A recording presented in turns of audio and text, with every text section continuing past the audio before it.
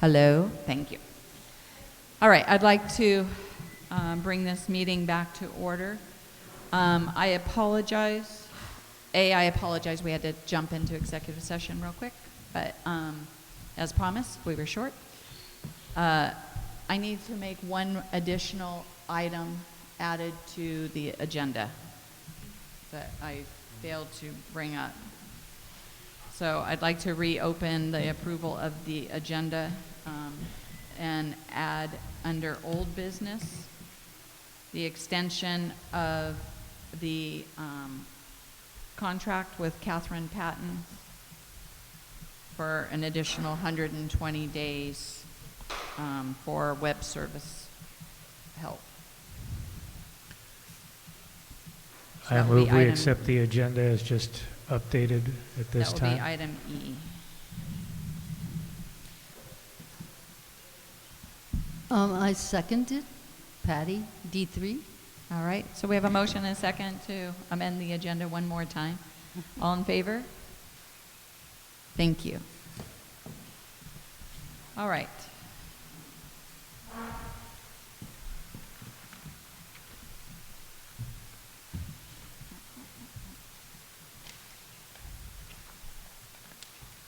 Next, we have approval of the March 15th, 2023 minutes. Did everyone get a chance to review them?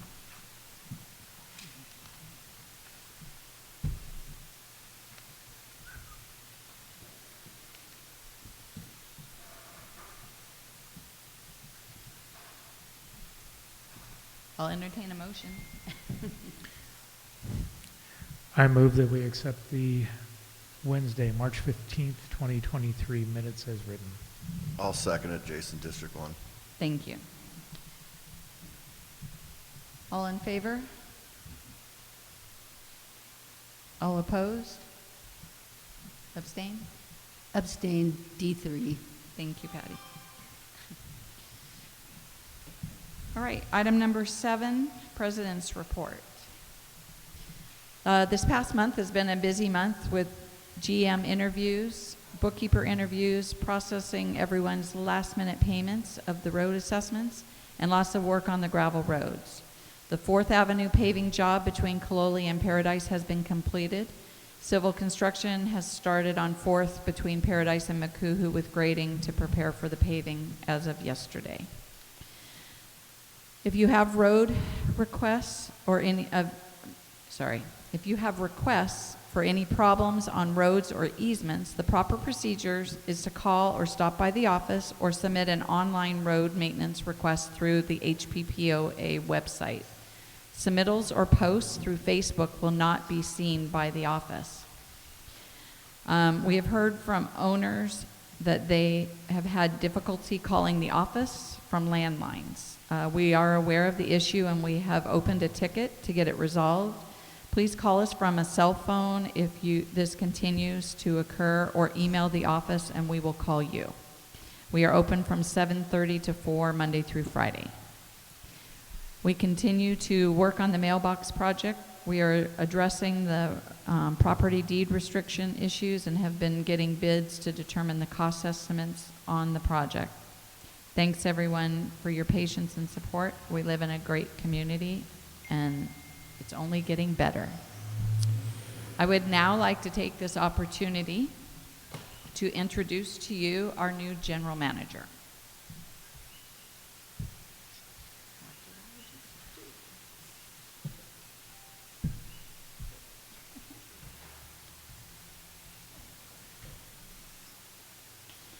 Larry, you want to come up with me? Come stand front and center where everyone can see you. Larry Torres Jr. was born in Honolulu, Hawaii, and was raised in the District of Puna since he was 4 years old. He graduated in June 1995 from Waikea High School and immediately joined the United States Air Force on the 4th of July, 1995, where he graduated from Security Police Technical School with honors in November 1995. Between November 95 and April 2009, Larry was stationed in Royal Air Force Base in Mindenhall, United Kingdom, in Germany, in Montana, and in Washington, D.C. Sorry, I'm abbreviating. During these times, Larry was deployed to such places. It's a long list of where but he's been in many, many, many places. He's conducted duties such as law enforcement sergeant, radio and telephone operator, ground combat instructor, coordinator for the United States forces in Europe and Central Command, status of resource and training monitor, 81 millimeter mortar team member, nuclear weapons response force leader, flight security controller, flight chief, standardization evacuation evaluator, entry level into secret security protection duty for the President and Vice President of the United States and the First Lady, and the Attorney General and Chief of Staff. In 2009, he decided to leave active duty and joined the North Dakota Air National Guard.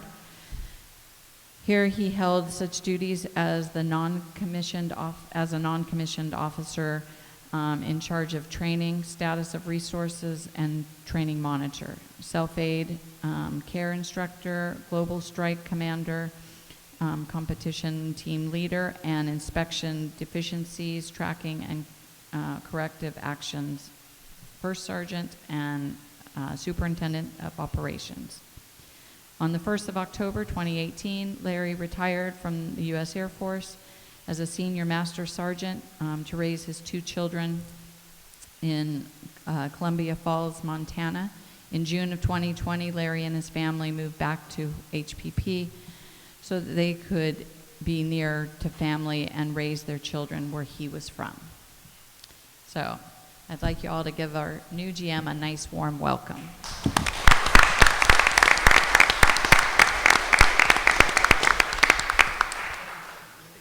Seat at the table.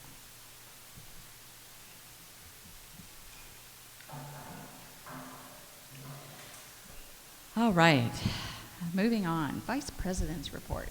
Mr. Finley. Thank you, Corey. Congratulations, Larry.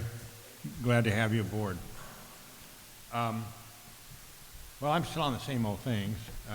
Solutions for mass mailings, anywhere from 7,500 to 8,800 people to mail 3 times a year, depending on the type of mailing, and we anticipate more mailings. We have no equipment, really. Did we ever get that folding machine working? We got it working. Does it? We tested it today again, and it's partially working, yes. A little bit. So anyway, I've been looking at machines that would do all the folding, sorting and folding, I guess, stuffing, sealing, and mailing. And I'm really not having a lot of luck here locally. And we've been so busy on other things that I really haven't had a chance to do a lot in the past month. But I'm going to renew my efforts. I think it has to be done, and that's what I'm doing there. I've made some calls on service requirements as requested by Kari, and some things on the mailbox we'll talk about later. So that's about it. Thank you. Thank you. Next item number 9, the treasurer's report. John. Thank you. Bank balances as of the end of March 2023. Total of checking, savings, investments, and bond reserve is $8,014,221.53. Total accounts receivable, $3,838,137.15. This account balance represents unpaid road maintenance fees, lien fees, finance charges, legal fees, collection expenses, bounced check charges, as well as a few transfer fees that have been billed but not paid. The accounts receivable balance at 03/2022 was $3,598,232.96. The annual billing for this year was $3,447,576. As of April 1st, we had a total of 5,632 owners paid in full, or 64%. We took in $1.1 million in dues in February and $1,342,000 in March. The allowance for doubtful accounts balance is $593,119.12. This is a contra asset account required by generally accepted accounting principles, GAAP, that records the estimated dollar amount receivables which may not be collectible. There were approximately 47 properties transferred during the month of March. Questions? Just one question. How is that allowance for doubtful accounts calculated? Is that the CPA that makes that calculation? Yes. The amount was actually revised after our audit this last December. So, and if you are paying attention each month, you'll notice that last month the difference in receivables between the current year and last year was 400,000. And Plus, right? Plus. yeah, 400,000 plus. And right now we're at 240,000 different only, which means we collected back dues from, that was past due from before of an additional, what is that, 170,000. So we've made some big strides at collecting some of the receivables. So that was encouraging to me. Does anyone have any questions on the financials? I do. Okay. Be On the- speaking to the mic. I see here there's a charge for $36,000 for tree removal in December, and I see it was paid out just this month. When did we approve this? So, go ahead. We didn't. The contract was let out by Dawn to a contractor. As far as I can go back and find out, there was only the one bid on the work to start with. And since I was on the board in October, I hadn't been asked to approve any monies like that. I'm just So- saying, since October, I hadn't been. The trees were cut down on November 28th. So we were presented with the bill it came in on the same day as we did change of management. And so it took the company 6 weeks to get back to John and I, because I told him I wasn't paying the bill, that it wasn't approved, and he said that the contract was issued in good faith, but the trees they cut down were along Paradise between 17th and 18th, along the roadway there, and all the debris was left right there in the easement. So we told him that we wouldn't pay the bill until it was all cleaned up. So he brought in some cranes, some trucks, picked up all the big trees. These were massive albizia trees that he took down. He used a mulcher and mulched the smaller stuff, and once he got it all cleaned up, we then finally cut the check and released it.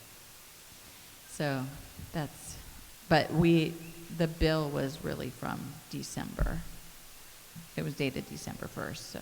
Okay, so what is the limit that the GM is allowed to spend without board approval? I thought it was $1,500, if I remember right when I got on the board.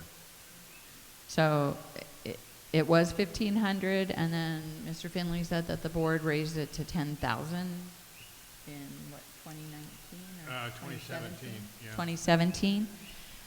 Your board book is as outdated as my board book, because mine still says 1,500 as well, because those policies and procedures in the board books are from 2015. So the minutes are available for that then? That meeting where it was changed? The problem is, if I step in for a second, Yeah. it was probably done in executive session. I haven't gone back and looked at the regular session. And it could have been in early part of 2020. Corky, could you help us out there? Do you recall whether we raised the limit for the GM back in 2020?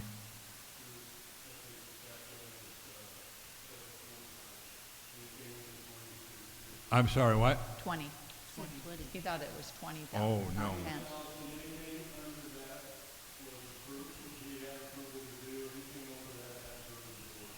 Possible. The problem is that these things are done by motion, and they just get lost in the minutes, and we don't know where we're at in some of these limitations on spending, et cetera.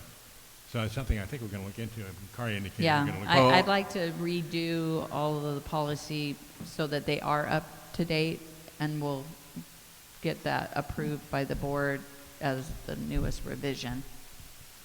So, Well, and he exceeded that limit in any case, which did. I understand he did that in several cases where he just signed contracts without board approval, and that's part of the reason he's not here anymore. so, unfortunately, the work had already been completed, because it wasn't like I could cancel the job. Understand. So, but yes, that was my surprise. That and 5,000 mailboxes. Also in the check registry, I noticed that we spent like $4,500 for Glover. It must be for asphalt patching. Yes. That'd be correct. So that's, comes out to 27 ton. I mean, where'd we put all the mix? A lot of it went on 23rd. Another good chunk of it, I know, went on 32nd. We patched 27th, 26th between Kaloli and Shower. We basically found a lot of places that needed to be patched, and I told the crew. And they had to rebuild a speed bump, Yeah. repair a speed bump, too. So are them some of the chip seal roads? I know 23rd Yes, is chip 23rd seal. is, 32nd is, it's, So on the other roads, are we actually patching them to Yes. repair them, or are we just throwing mix in the pothole and walking away from it? no, on 27th, which were between Kaloli and Shower, they went in and truly patched and repaired 3 very large potholes that had developed. So that includes saw cutting the edges and. I'm have a sorry, roller. excuse Saw me. cutting the edges nice and Okay, straight. I don't know any, I personally don't know how to go about I mean, fixing a just pothole. throwing the mix in the pothole and driving over with the tire is not fixing, it's putting a Band-Aid on it. I mean, might as well just throw $100 bills in it and walk away. Okay, I understand, thank you.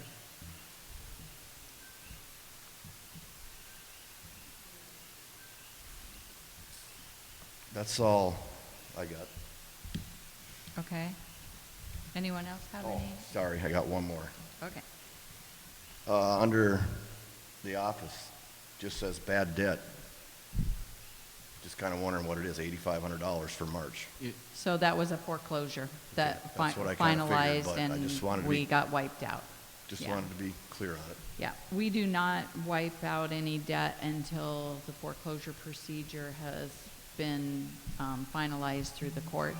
So we carry it, hoping that possibly, there have been some foreclosures that the people have gotten themselves taken out of foreclosure. And so we don't just immediately, once they go into foreclosure, write it off. We wait and hope that maybe there might be a sale.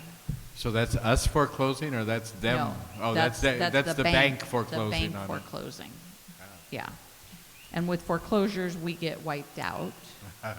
Okay. And so, if the bank sells the property and it's sold for more than what was owed to the bank, then the bank will come and give us whatever is owed to us as well.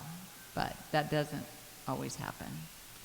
One thing I was wondering about, I looked at the accounting and audit, and we're like 53,000 over, of which 26 is the forensic audit, but the other 25 or 27 is what? I mean, do we not get an engagement letter from the people that do the annual audit? Yes, and they upcharged us. But, so we didn't know ahead of time what it was going to cost? We didn't know ahead of time what it was going to cost? Correct.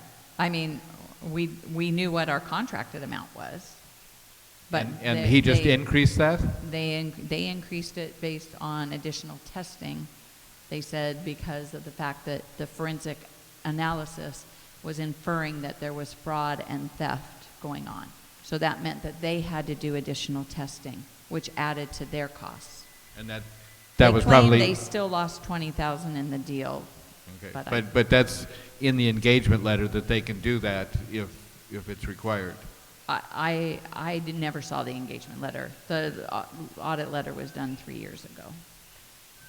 So they claim that they didn't upcharge us for the whole amount of what it cost them to do the audit.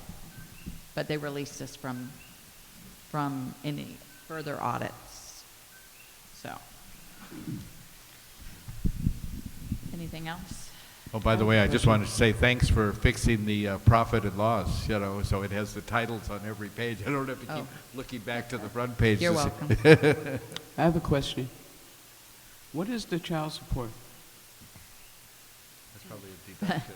Yeah, so child support is when one of our employees owes child support, and we're by law required to take it out of their check. So that has been cleared out. The child support has been sent to the appropriate authorities. All right, I gave you all an updated CIP. So we want to take a couple minutes, I will go over this with you because it's been updated with our 4th Avenue job, or 4th Avenue job. So you see on the section where it says 2223, so the total cost of the 2 miles for 4th is $831,617. We were budgeted for $575,000, so we're over $74,000 from what was in the projected. The roller that we purchased, we budgeted $100,000. It came out $108,000, so we're over $8,000 there. The backhoe, we were budgeted for $75,000. We purchased it for $72,000, so we have credit there of $2,000. Pahaku Drive is still scheduled to be paved at $253,000. So as of right now, on CIP, we are over budget by $80,000, which reduced the carry forward budget down to $288,000. Of course, there really is no carry forward. Is that correct? Well, so in 2019, there was $430,000 of CIP that was not used because of the COVID situation. So they didn't pave, they only paved 1 mile. And so the carry forward then, that the balance was carried forward, and that's how we've had some additional, like Pohaku Drive is additional to the 2 miles. So the amount is decreasing when we've had overages in prior years. So 2021, there was an overage of 5,700. 21-22, there was an overage of 56,284. 22-23, there's an overage of 80,000. So when do we plan to do something with Pohaku Drive? I mean, So if they're not going to do anything, let's offer out a new contract. He's scheduling. He's been saying something for a year and he's done nothing. We haven't actually paid him for that, have we? No, Oh, okay. no. Well, it shows it's paid, that's No, right. it's in red because it has actually not, it's, Not- it's out to contract. We signed a contract with him, Right. so, But they haven't Last performed year. on that contract. huh? Last year. Yes. Yes. Technically, this should have been on last year's. Now, in the contract, is there any provisions for non-performance? I mean, like if it's been a year and they haven't done anything, can we yank the contract?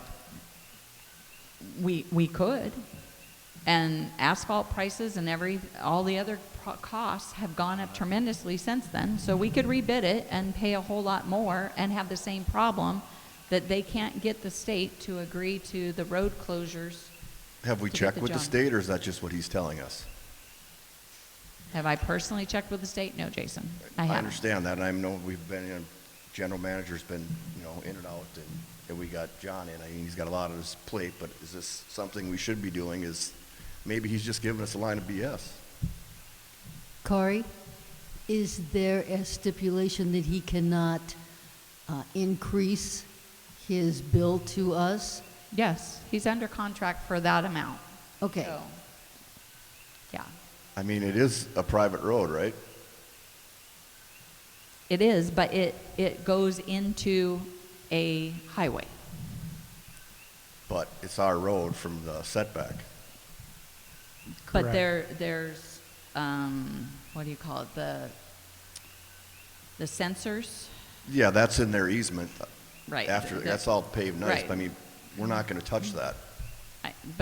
But there were issues that the state had to approve it, and then they said that the schools couldn't be in session because it would disrupt the bus routes. So he was supposed to pave last summer, but then the state wouldn't approve the road closures and the Well, traffic flows. I say we need to set a time limit on it. If it's not started, that we move on, and I guess we take our losses and we pave something else. Well, we're not going to pave something else. We'd have to bid it out That's to someone fine. else. We have to get it fixed. Well, and he may, at this point, with the increase in costs, he may not have much incentive to want to complete the work I'm anyway. sure he would love for us to pull it because he's probably going to lose on this deal.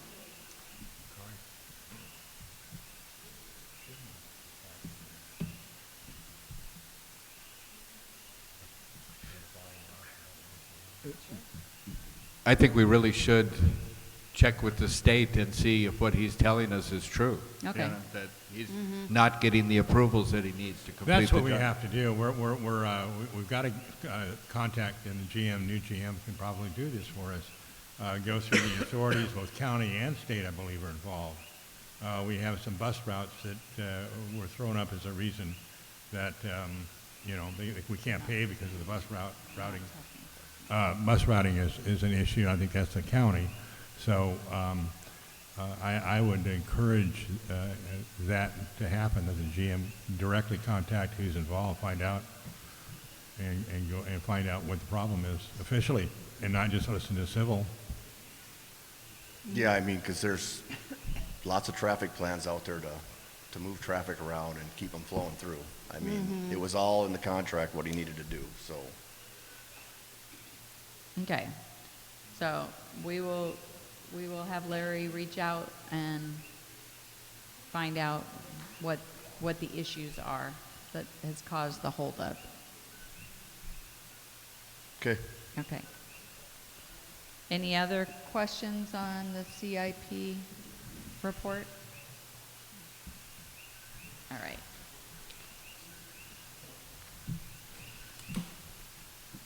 Next, item number 10, the GM report. John? Okay. Larry, you get to do this next time. We had the basically trash costs 2.6 tons of rubbish hauled, 5 tons of scrap metal were disposed of at a cost of $334.76. 4 dead pigs. We replaced 4 stop signs, a 15-mile-per-hour sign, and installed 2 neighborhood watch signs. We had graded and rolled 6 miles, 17th Maku'u Paradise, 17th Paradise Kaloli, 14th Maku'u Paradise, 13th Paradise Kaloli, 13th Kaloli Dead End, 21st Maku'u Paradise. We dropped rock and worked on 5.7 miles with 2,452 tons of rock. Railroad Kaloli Paradise, Railroad Paradise Maku'u, 19th Kaloli Dead End, 5th Maku'u Paradise, 14th Maku'u Paradise, and 14th Paradise Kaloli. Asphalt patching, about 27 tons. Pohaku Drive, I could have waited. Maku'u Main, down the main road on Maku'u. 23rd Kaloli Shower, 33rd Maku'u Dead End, 32nd Maku'u Paradise, 23rd Shower all the way to Maku'u, all the way down the road, different holes, patches.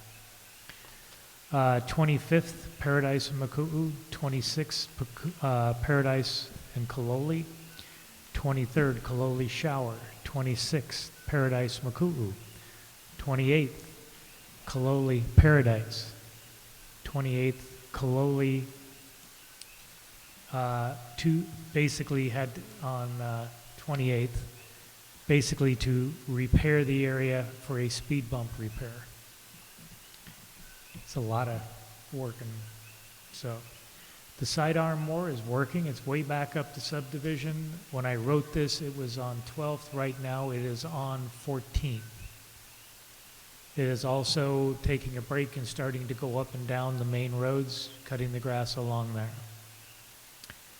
Civil construction has been pointed out, completed paving of 4th Avenue between Paradise and Kaloli. And has been discussed, civil construction states that they're still waiting for the state and county approval to pave Pohaku Drive. Personnel items. Part-time landscaper, facility maintenance person has been hired and has been working out decently. We are currently interviewing for the bookkeeper and office admin clerk positions. We have hired 2 road crew to complete the road crew staffing. Equipment. Old backhoe is still limping along. This will be repaired once the parts are in. We've taken delivery of the new used backhoe. The water truck needs a steering arm replaced. Parts are ordered and are waiting for the mechanic to schedule it and get it fixed. The blue Ford F-250 truck is in the Ford dealership for maintenance shop for repairs at this time. These repairs are still stemming from when the truck was stolen last year. Hopefully to have the truck back by April 21st, this next week. Skagmore is being repaired due to a spindle failure. I have some miscellaneous items. Still awaiting delivery and installation of the shop door on the east side of the shop. Ordered resupply of signage for the shop. They told us the delivery would be 3 weeks. It was delivered today. Now, the signs, 40 dead end signs, 22 15-mile-per-hour signs, 36 25-mile-per-hour signs, 12 35-mile-per-hour signs, and 57 stop signs. This is what was delivered, you're saying? Correct. plus 80 posts, 80, I'll call them seating posts, the short ones that the big one fits into in the concrete and is bolted to, all the nuts and bolts for all the, signs and for all the piping. Now, I have a comment to make to the board, please. They're delivered. But during the ordering, an error was made by me in regards to what was budgeted for signage. I misread what was there and ended up putting this organization $17,000 over budget on signs.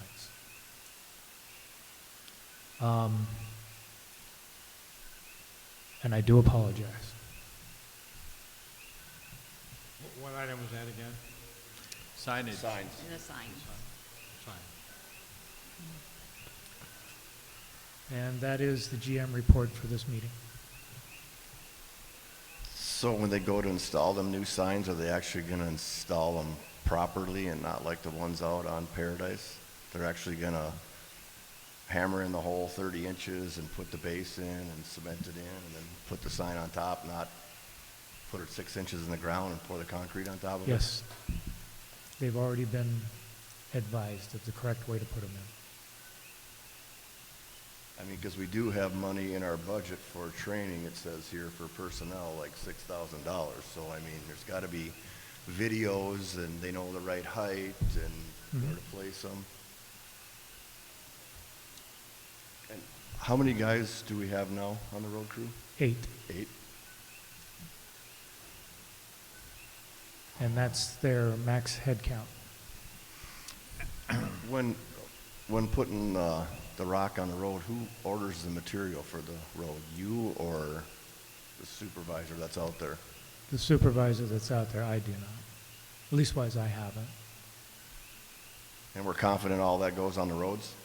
Yes. Except for the pile we have in the yard, which you can see every day. Does our truck have a dump box on it or not?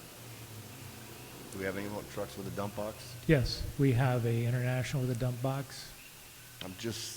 I'm a little concerned about a lot of the radiuses I'm seeing on the side roads that people are driving through and they're full of water and they're deep. Correct, I've got a mean- problem with that too, and I'm trying to get, We got a nice new backhoe that could go scrape it out there and we could fill them up with rock correct, and make them a little wider. that is correct. And then also with the easements, the huge puddles that are on the road, I mean, is there a plan that we're gonna go in there I and was dig putting that one out? together, yes. And as well as that, I've also got 6 areas on the avenues that need to be taken care of just as badly, because 2 of them have almost caused accidents where some damage could have been really badly caused. And I did go around my district and I do have a list for you on all the Please. signs that need to be replaced. And Please. all So- the ones that need to be moved that you can't read. So,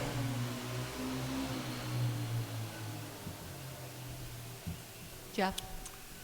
We spent some time last year talking about the terminus of Maku'u Drive and Alaheo, which is the scene of innumerable accidents over the years. I think they've had 30 over the past 3 or 4 years, 4 years at this point. And all of them seem to occur at the stone wall at the bottom of Maku'u, which is owned by one of our residents that keeps track of all the accidents because they happen in his front yard.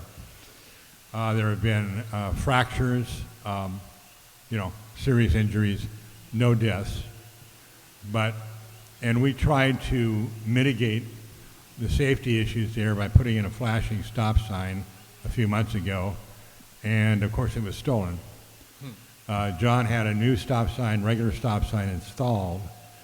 I think that we should put 2 additional stop signs, one at Beach, maybe one at First, one at Beach, and consider other safety devices at that location. And I think we kind of left the topic. I don't know really how to bring it back up again. I know we have a road safety committee that's kind of dormant They started up at the June meeting, and nothing has been done.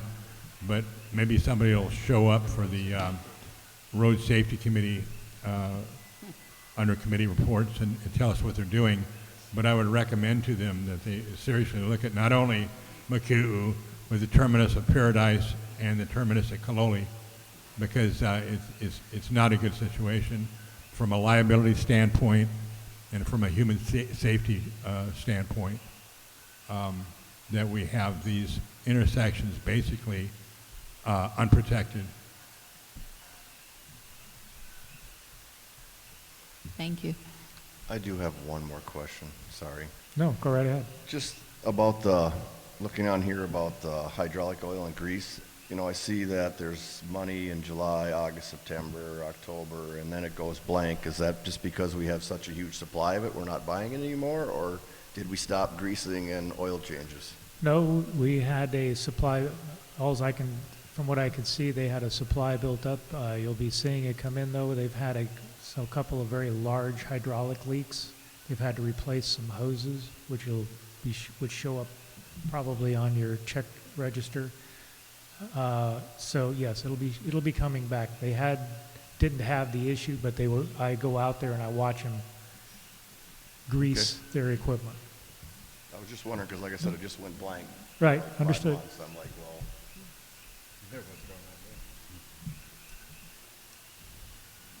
I'll be quiet now. Jason, you don't have to be quiet. All right, any other questions for John on the general manager's report? All right, let's move on then to committee reports. We'll start with the Finance Committee. John?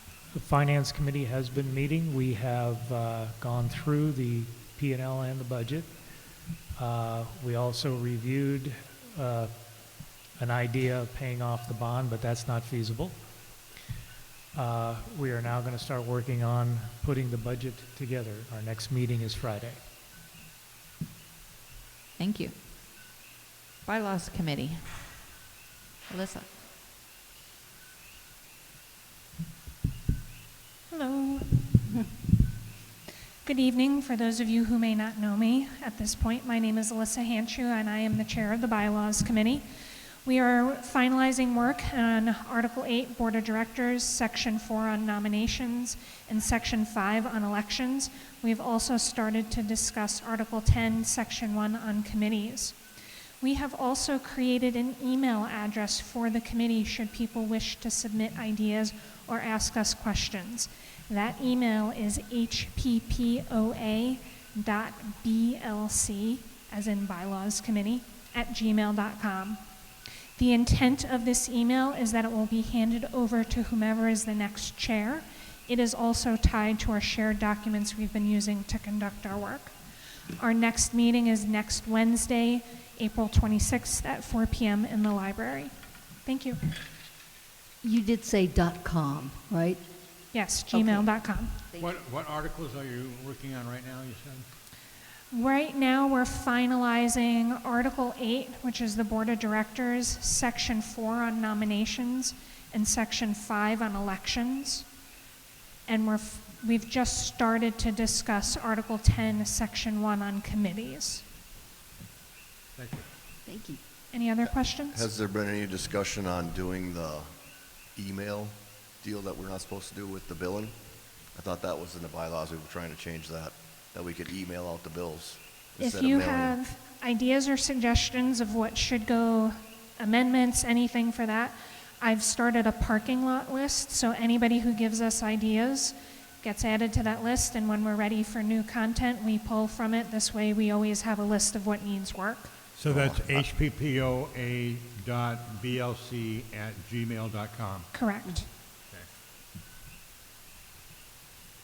So if there's something you think should be in there, feel free to send it to me. Well, I already thought it was on. Yeah, we were under the impression that that was top priority, that bylaws would change the delivery ability of billings, mailings, everything, so that we could do it electronically and save the association the $6,000 in postage every time we have to mail. I'm not going to speak to it because I will get parts of it wrong, but I can get back to you on that. Thank you. Thanks. Thank you. Thank you. All right, next is nominating committee. Is there anyone here from the nominating committee? I don't know what happened to Jeanette. Tonight, as you all know, we had a second meet and greet so that you can come and meet the candidates of your districts and talk to the other candidates as well. We had a meet and greet this past Sunday from 3 to 5 where people were able to come, and we asked 3 or 4 questions of each candidate, and after that was done, the candidates came down to the floor where they could speak to whoever was in the audience that had questions for them. Right now, we're labeling the inside ballots, the inside envelopes, the inside envelopes that are going to be going to the League of Women Voters. We're labeling those envelopes now, and we're stamping the return addresses on the outside envelopes, the HPPOA that goes in the left corner right now. I believe the next step would be to prepare to stuff the envelopes so that they can be mailed out. Thank you. Next is the land use committee. Jeff, do you have a report for land use? No report. Okay. Human resource committee. Patty? Human Resource Committee has been meeting sporadically. We were doing it on Zoom for a while. But we are making great progress. We've got a new bookkeeper job description. We got the GM job description taken care of before the GM was hired. The office assistant or administrative assistant job description is done, and the handbook is ready for final approval. Thank you. You have done great work. Yeah, thank you. So when are you going to move on to code of conduct? Code of conduct, I think that's the vice president's responsibility. I'll write one for you. All right. Moving on. Membership meeting committee. Is there anyone here from that committee to report? Okay. Cultural Preservation Committee. Sarah.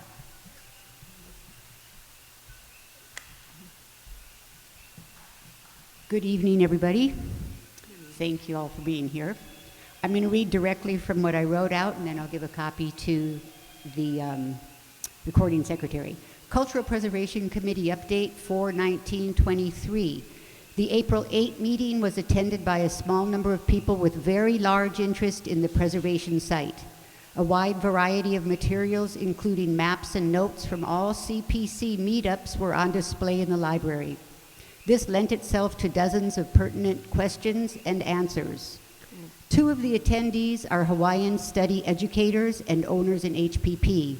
The third is also an owner with strong concern for measurable efforts being put into a first step of invasives mitigation.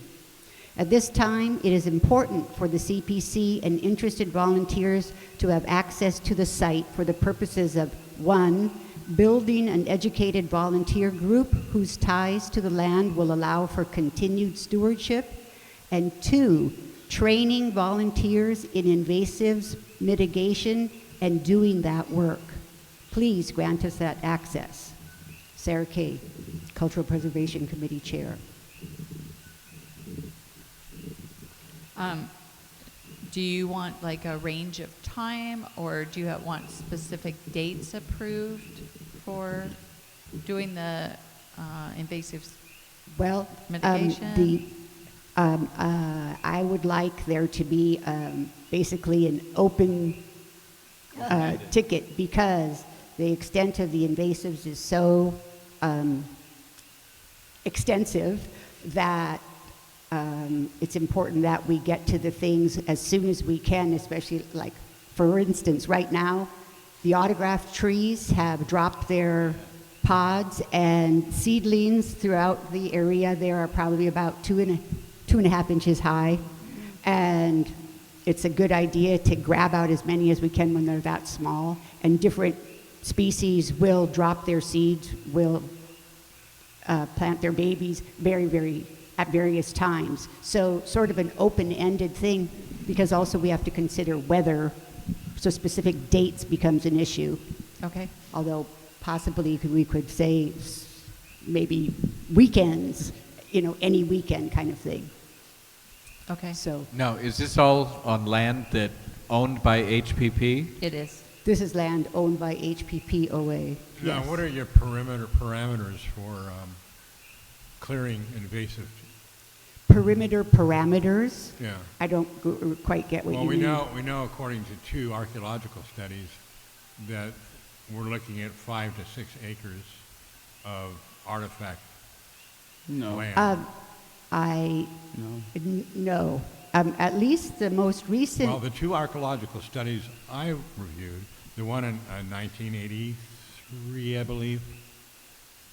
Okay. Yeah. And then the one last year, stated that, and they mapped out I think anywhere from 5 to 7 acres where the artifacts are located. So Now, I know where you're going. I know that you're saying that the entire 31 acres of that parcel and the adjoining parcels are artifact land.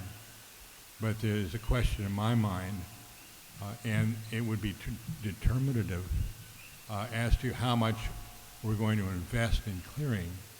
volunteer work is not a financial investment. Well, so you're saying that the mitigation reference to invasive species is going to be done voluntarily? Correct. Yeah. That's typically how it's done. Clear everywhere you want. Well, and I'd like to address what you stated about the 2 studies that you're aware of. There was the one in 1985, and Dr. Rosendahl only went to the particular area close to where they had recently graded on 17th to document that, yes, in fact, that area very close to where they had recently graded has artifacts. He did not walk 31 acres. And then the ethnographers, along with a couple of other people, walked in, and they covered about 4 to 5 acres, and that was in October. However, in March of last year, Glenn Escott walked most of parcel 126, most of the 18 acres of 126, and he created a map of 26 sites that are just the perimeter of that area, and he's basically stretched all the way from one end of the parcel all the way to the other end of the parcel, which is about 9 acres straight. But those 2 acres, there's 2 acres together there, so that's 18 acres. So he's got 9 acres by 2 times, Right. stretching all that way. So his study there. He doesn't have a report. Does he have a report? Or There's is a he- report, yeah. I'm report. sure you guys have access to We it. do. We have it, Jeff.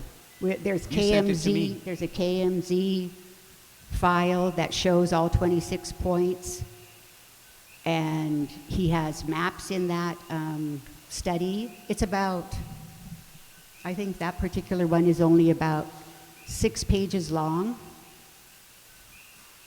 and it's different from the Glenn Escott report he did on 17th Avenue itself, like the year before.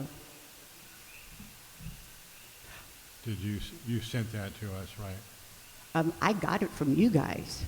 Huh? I got that from you guys. Oh, well, what are we talking about? The 26, the report where Glenn Escott walked most of the 18 acres and plotted 26 individual points. He's not scientific consultants, right? He's an archaeological No, I mean consultant. scientific consultant. He is scientific Okay, consultant. so he's the one that did it last year, issued a report, and my reading of the report was that it covered 5 to 7 acres, something like that. Or did he no. come back? Because I met him at Yeah. one of your meetings at the site. Mhm. Okay, so he came back, right? Or he's been talking to you. He's been. He didn't come back. Well, he walked with us to show us some of the sites that he had plotted. But okay, so the additional sites beyond the 5 to 7 acres is in his report of is last in his year, report. Yeah, I think it's dated April 8th, 2022.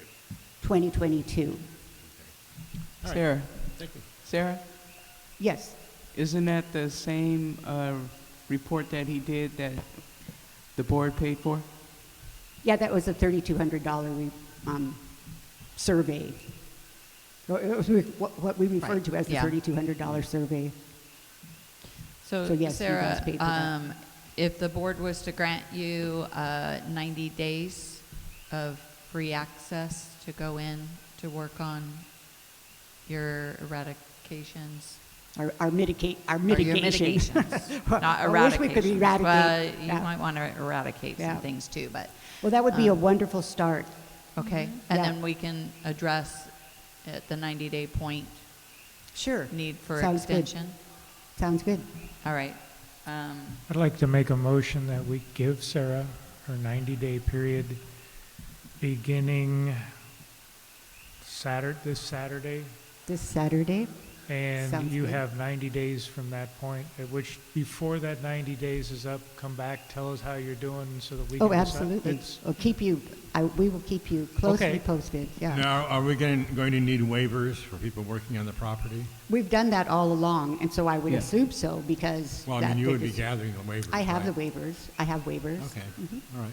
Yep. I second that. Linnell, District 2. All right, so we have a motion and a second to grant the Cultural Preservation Committee 90 days starting on Saturday for access into the site to do their work. Invasive mitigation. So all in favor? Unanimous. Thank you. Awesome. Thank Thank you you, very Sarah. much. Appreciate it.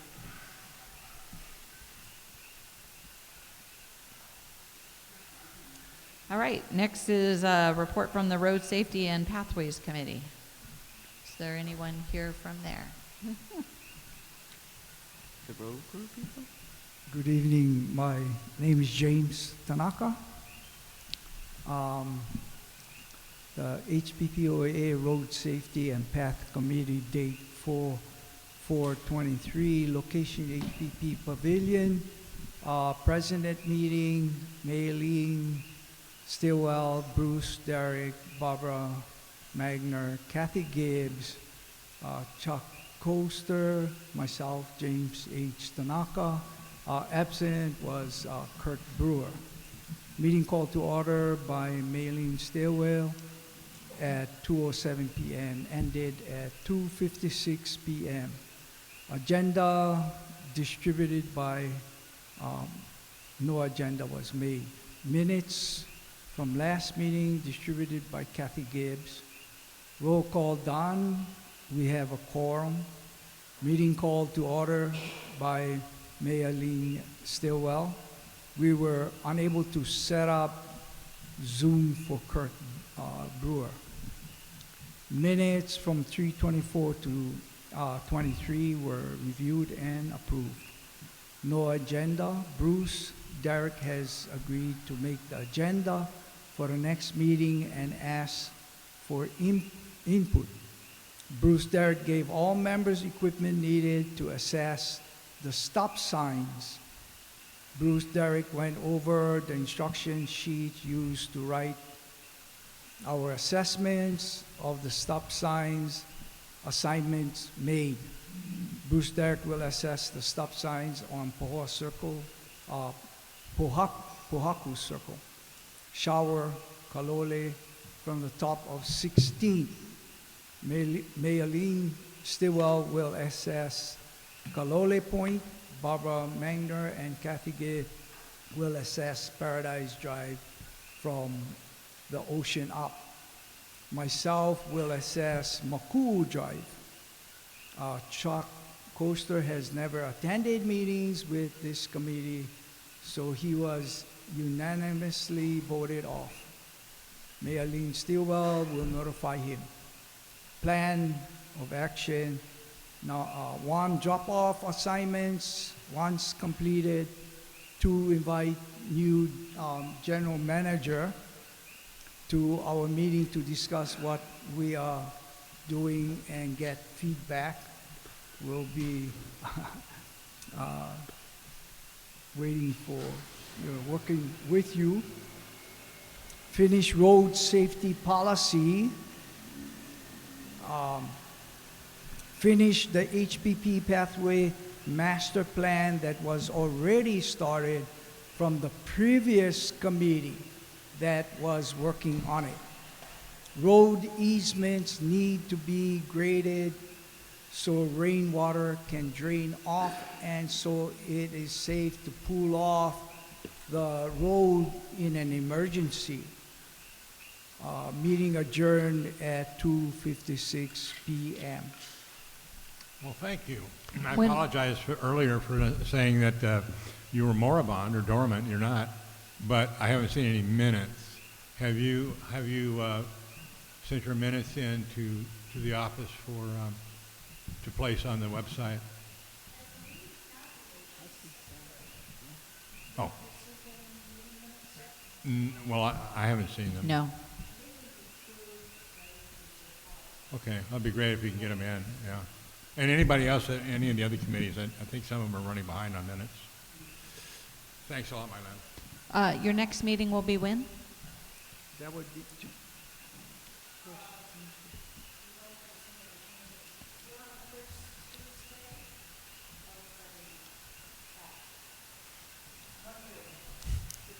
In the library, right? Oh, out here. First Tuesday, what? Of every month. At what time? 1:30. 12:30 to 3? 1:30. Thank you. Okay, thank you very much. Yeah. Appreciate Thank it. you, sir. All right, moving on to item number 12, Community Resource Report from Judy.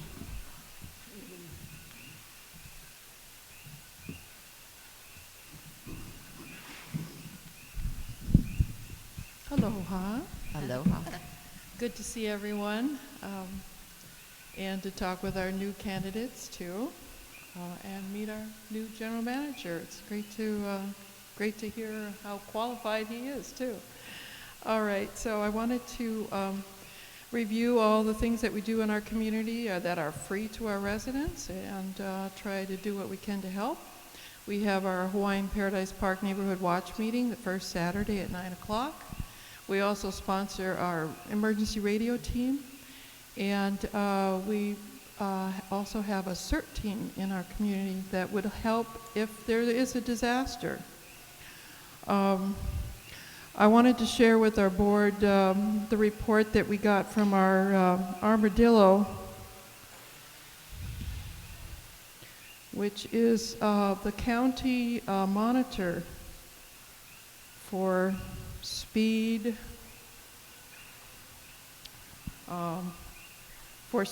the volume of traffic, along with the dates and times.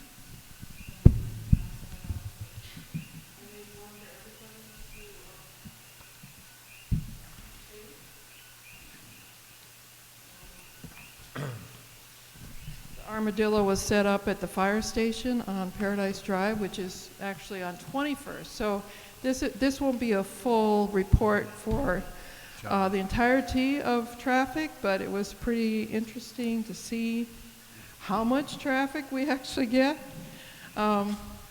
Just within 3 days, we got 14,121 total vehicles that passed the monitor on Paradise Drive and 21st. This is just within 3 days. And then to check the speed limits, 3,667 were compliant out of that 14,000. 9,050 were at the low risk speed. And the ones that we're most concerned with are the medium risk and the high risk speeds. So 1,361 vehicles that passed the monitor were going 12 miles per hour over the speed limit, which is 35 miles per hour. And of the total, 37 were considered high risk speed that were going 20 miles per hour over the 35 miles per hour speed limit. The highest instances of speeding that I could gather from that was 6 a.m. to 10 p.m., you know, pretty much all the time. So it spiked at 3 a.m. to 6 a.m. So you can imagine what's going on at that hour. The highest volume is from 3 to 5 p.m. and we have a bell curve from 7 a.m. to 8 p.m. for the volume of traffic spiking at 3 to 5 p.m. So I just wanted to share that with you, and I'm kind of a geek about those things, and I thought maybe you might be interested too. See how much is going on out there. It's good that we got our turn to use that monitor, and we asked for them to return with it. The next spot they'll be using it is on Highway 11 because of the high traffic and speeding going on there, and we've asked for them to return. So when they come back to HPP, they'll be on Maku'u Drive and Kaloli. Very good. Thank you. Yeah. All right, so that was a summary of that report.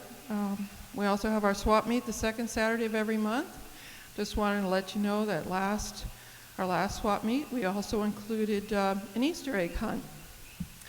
We hid almost 11 Easter eggs filled with candy, and we hid them in the playground and the soccer field.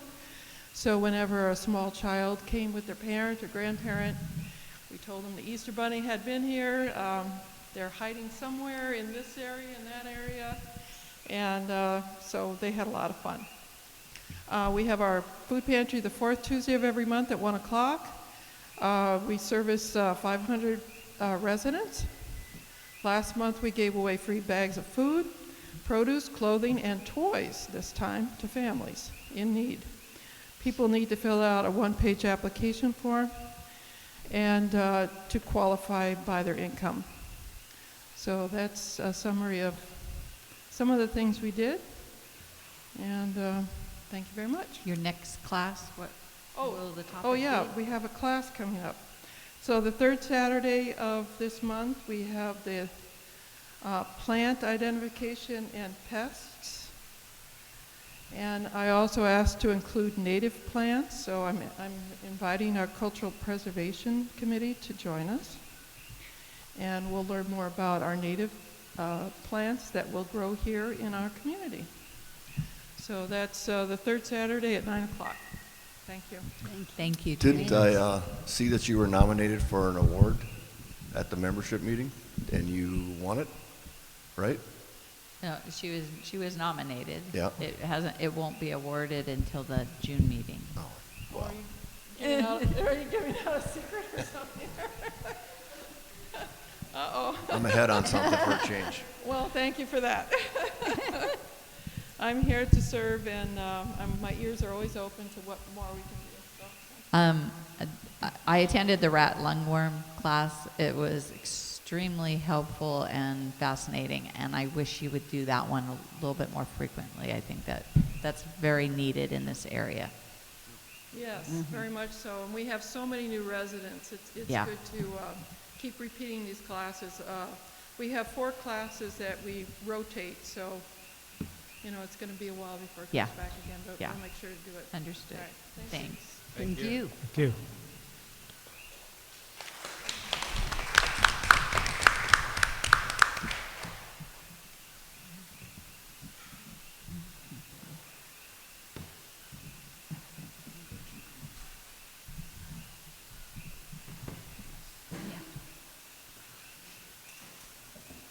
Okay, moving on to owner input. The first one we have is Sarah Kay.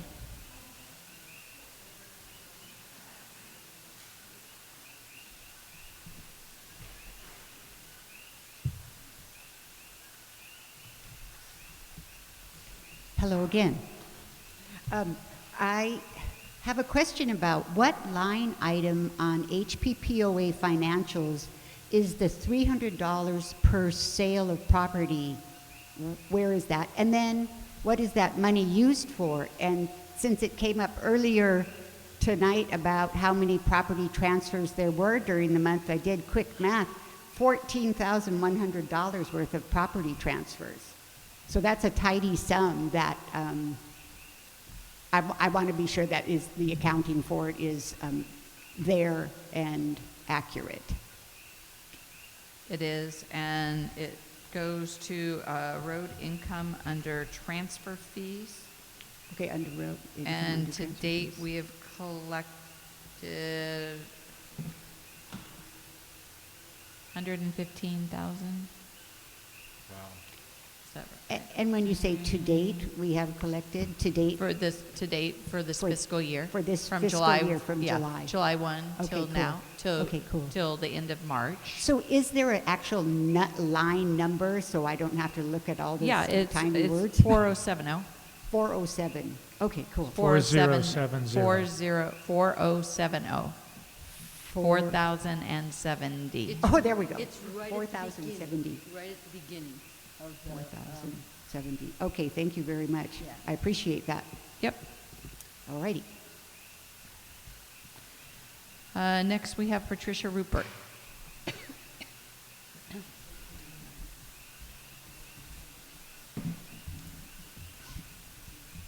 I'm short, okay. So, all right. Hi, everybody. Hey, Patricia. So I'm just going to read what I have, okay? And I put why HRS 421J does not apply to HPPOA. Under HRS Section 60714, an association's covenants must run with the land, meaning as follows. 1, it must touch and concern the land. 2, the covenanting parties must intend to run with the land.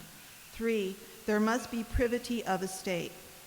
HPPOA has no stated declaration other than a court ruling which states what covenants touch and concern the land, and those covenants are roads, and only roads. Second, the warranty deeds of some HPPOA landowners state owners not only own their property, but roads and easements which they share. There is no language about covenants running with the land, nor is there any mention of Hawaiian Paradise Park Owners Association. My deed says that I am to defer to Hawaiian Paradise Park, Inc., who is David Watermole's company. Third, privity of estate. HPPOA has no declaration of protective covenants other than roads, because while HPPOA may have a 1972 Charter of Incorporation, which outlines the purpose and functions of Paradise Hui Honolike, a voluntary club, not all of the voluntary club's functions ran with the land. In fact, that language does not appear in the Charter of Incorporation. And while the bylaws actually do incorporate this language, running with the land, unless a court order can be produced that states owners are obligated not only to pay for roads, but everything else HPPOA desires to do and or fund, forcing landowners to do so is what they call ultra vires. Referring to 421J, it does state an association is granted requisite authority under a governing document, meaning the powers to charge and assess members.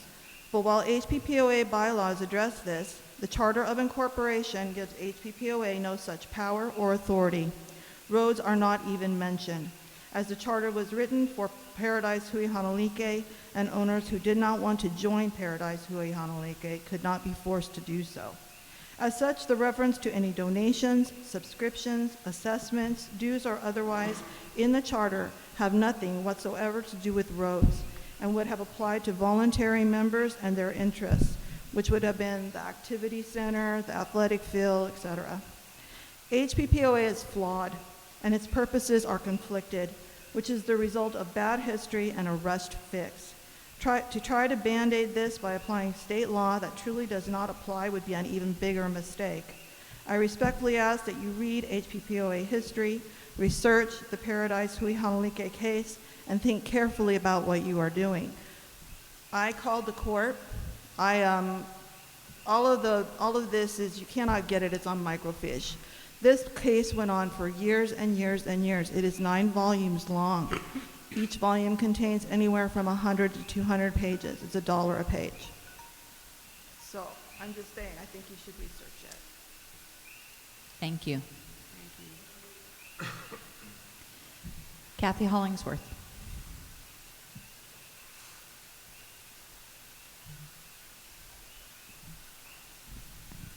Good evening. Yesterday, I looked out my window and I heard some noise, and I looked out, and the HPP road crew were patching a pothole.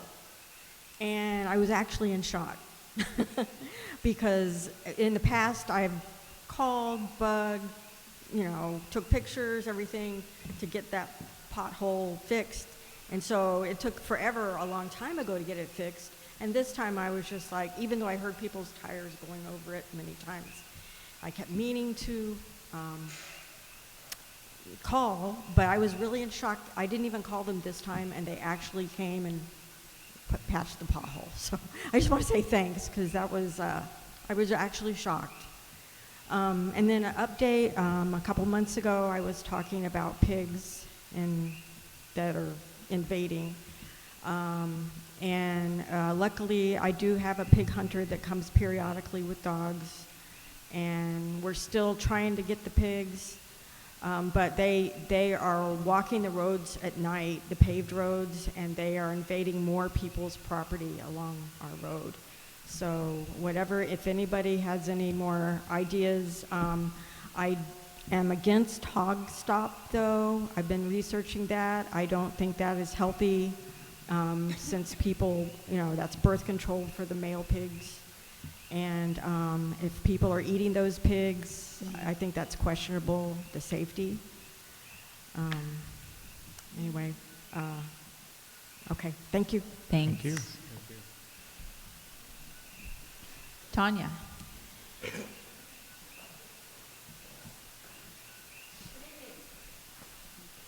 I love you already, Mrs. Suarez. I love the military. All my kids grad from White Cat. Yeah. Though you seem to have most of your qualifications in security and law enforcement. Board, I just have Can you a couple please questions. talk right into the mic, because it's being recorded through the mic. Okay. Thank you. So we are a road maintenance business, correct? Yes? Yes? Among other things. Among other things, but that's our primary.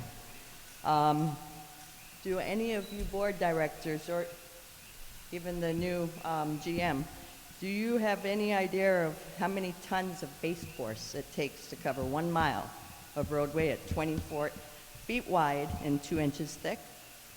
I do. I knew you would. Tell me. I'd have to do the math. Probably 12 to 1,500 tons, just guessing off the top of my head. You're close. I like you. I knew you had road experience. Okay, so we got one. No one else? I was going to say 1,200. No, you were going to say that after. Before Oh, that, no, you because didn't I know. added up all the But, tickets okay. on the last job. Okay, so do you know how much asphalt it would take to cover 20 feet wide at 2.5 inches thick for 1 mile of roadway? 1,200. We didn't we only put 2 inches down. 2.5 No, but you put hot. 2.5 and you compact it to 2 inches. Yes, but So it's you still take a only, half an you inch. only That's- do 2 inches. You don't do No, it goes 2.5. 2.5 inches. No, it goes 2. 1,200. Look up any Ask asphalt them for calculator an online. RFQ. 1,277 Ask for an ton. RFQ. 1,277 ton. No, you're off by, it's 1,320 tons. And that's equivalent to 66 truckloads. And I'm not arguing with you, I'm just asking, Okay. I'm seeing who's got knowledge here, because we are a road maintenance business.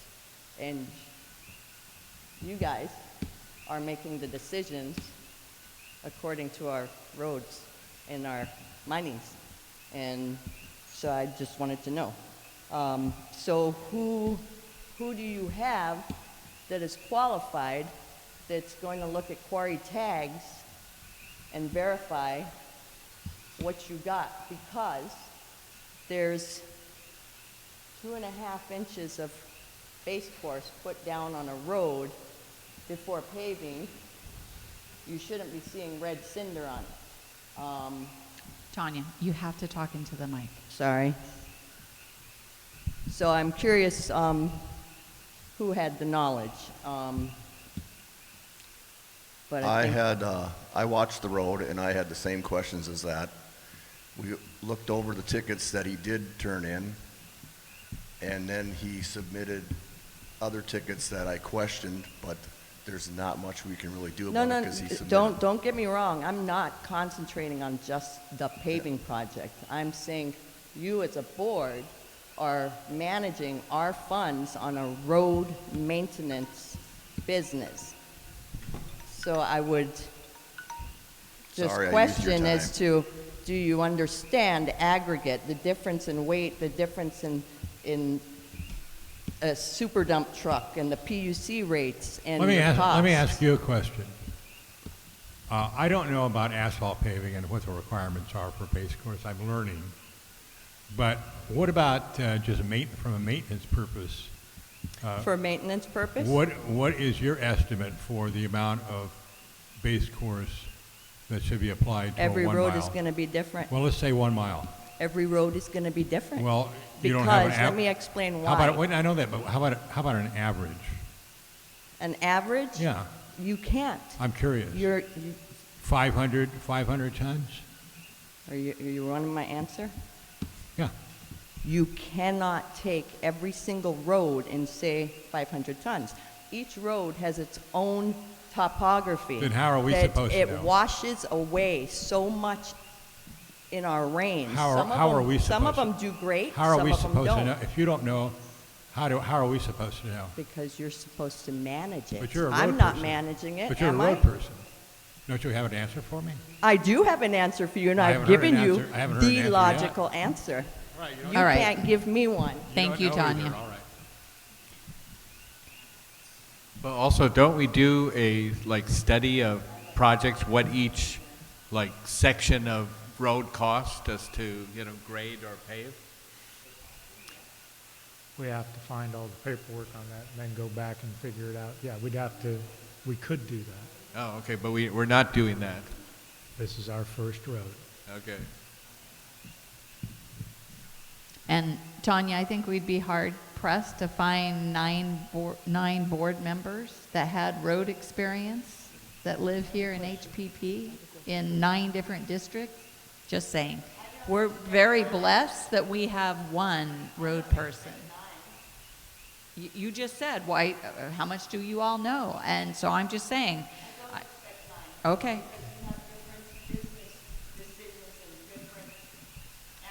Thank you. I'm glad that you agree with me that we should not all be road experts. But we do have a road expert on our board, and we appreciate Jason's May we move input all the forward, time. please? All right. Next is Tom. Oh, that's a CH? Okay. Okay, you guys maybe might remember me from last time about talking about the mailboxes, and really what I just wanted to see basically on our street, just a little piece of between Paradise and Maku'u on 6th, and it's about 3/4 of the street because you guys own the other quarter of the street. And I just was curious to see how many people really like the idea of putting 2,300 mailboxes and 2 entrances on 6th Avenue. And so giving my input for the opposition of the placement of the mailboxes and I started a petition against the positioning of the mailboxes on 6th Avenue and Maku'u, and I got some interesting signatures. So I'd like to just give it to the board to really not just rush into and putting 1/4 of the mailboxes of the subdivision on one street, and it needs a little more in-depth study, I think.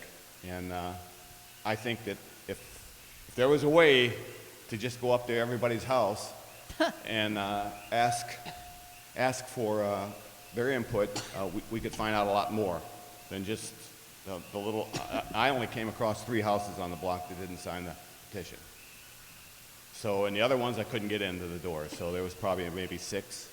So let's say 10 out of all the people between Paradise and Maku'u. So it's just. Okay, so you would rather have 120 cluster boxes in your front yard? Because if we put them on the roads, they're going to be in front of people's houses, and the clusters are going to have at least 120 boxes per cluster. So the traffic is going to be...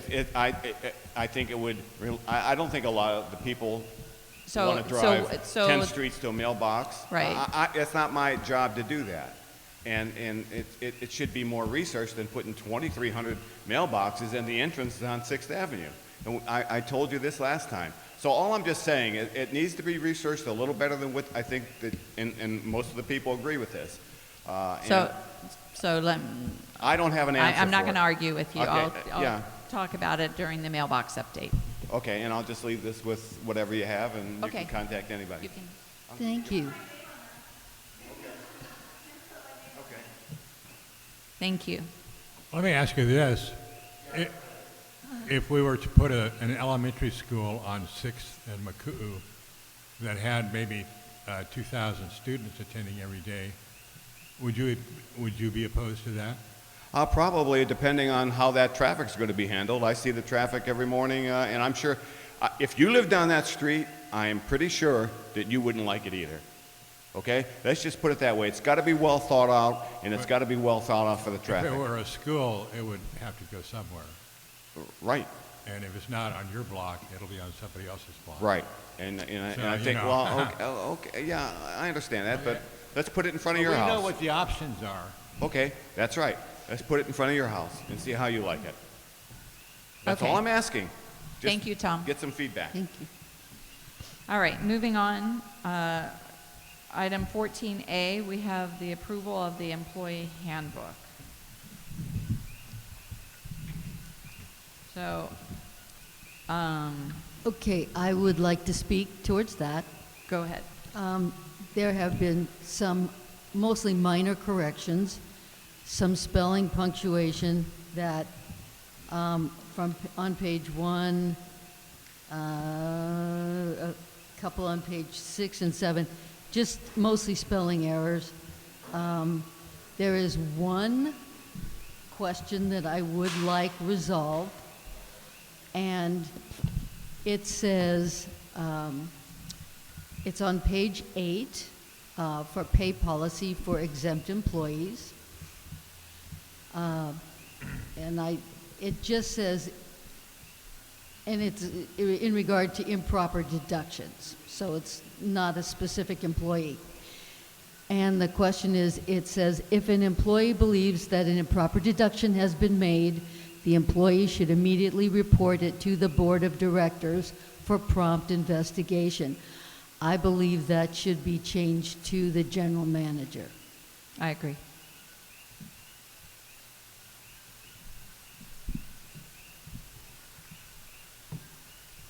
Now, I went through this and I had a few things that I thought should be changed. Do we want to go into that, or? Well, that's why I requested, great, but yes. Well, okay, so not that many. On page 2, there's two they talk about the definitions. Right, the modified part-time is what we're changing the regular part-time to.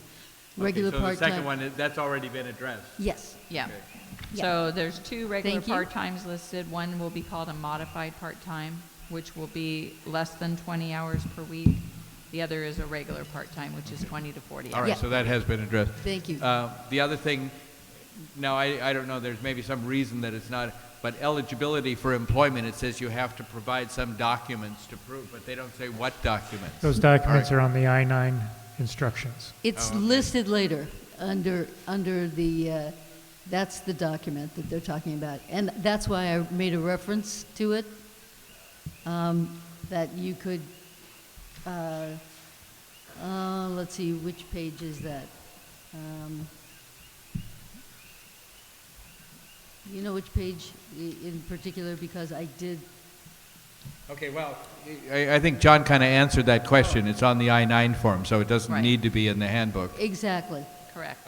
And then salaries and wages, I would add a statement to that saying that, Where are you? What on page? page 6, Six. Okay. salaries 7. and wages, Mhm. compensation is confidential and should not be shared with other employees. I think we should make that No, clear. specifically, your your wages, you are allowed to discuss with other employees. Oh, really? Oh, yes. It's in here at least states 3 or this. 4 times. Well, I mean, I know in other companies, you know, you're prohibited from discussing what you're making, you know, compared to what other people are Not making. according to I'm understanding state law as this. Okay, You all right. cannot tell an employee that they can't discuss their salary with another employee. You're saying that they can't or they can? You can't cannot tell an tell employee them. that they cannot discuss it with an, And then on page Coworker, 10, thank talking about the accrual of personal time hours, those seem really, you know, like after 1 year, you're getting 2 weeks, and after 2 years, you're getting 4 weeks vacation. It's not vacation. Or it's 3 weeks. paid 3 weeks. time off. Okay, It's well, paid time So off, it's and their that's sick leave. days. okay. This It is, just seems awfully like a lot, you know, and then after 5, you're getting 4 weeks off But for that's, personal time. that's for sick time, that's for vacation time, and it could also be applied to a disability, a pregnancy, a grievance time. So they're expected to use that paid time off first. So, and this is actually the same as the old handbook listed. Okay. There- It it just hasn't seemed, it been just seemed increased. like awfully high numbers to me. most companies will give people 10 sick days. So if you think about it, So, this okay, is, so adding this that is into 11 right, days I their first understand. year. So, yeah. That was it. Okay. I had something on page 8 under payday. Oh, okay. It says pay periods run Sunday through Saturday. The pay days are bi-monthly on Fridays. Every other week, paychecks will be direct deposited, not may be picked up at the HPP office. So direct deposit is mandatory? It is. Okay. Or, I put in there, will be direct deposited or may be picked up at the HPPOA office. They are encouraged to have direct deposit, but there are times when the direct deposits fail, and we have to then cut a check, and they pick it up from the office. But right now, But all if of someone payroll- chooses not to have direct deposit, they cannot be forced to have direct deposit.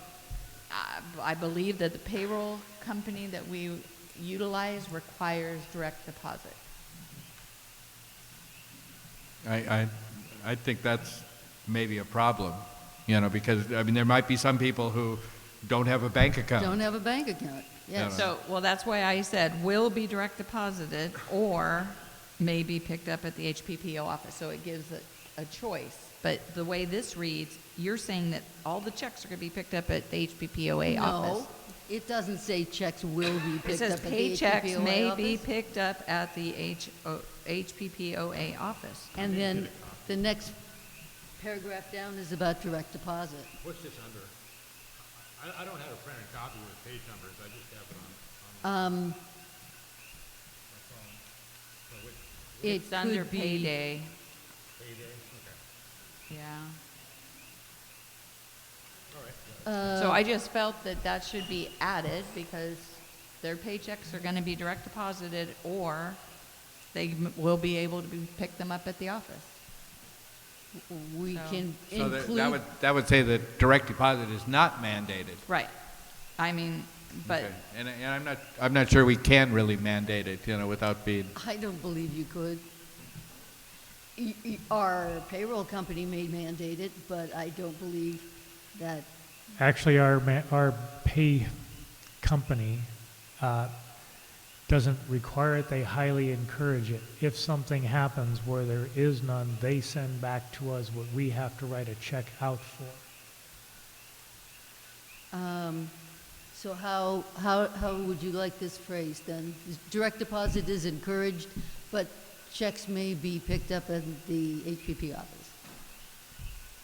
I think it should say paychecks will be direct deposited or may be picked up at the HPPO office. That way it covers both. Oh, I did have one more item. It's on page 29, section 8. Let's finish this. What's the heading? Pardon? Let's finish this point up here. Oh, I'm sorry. I thought we were finished.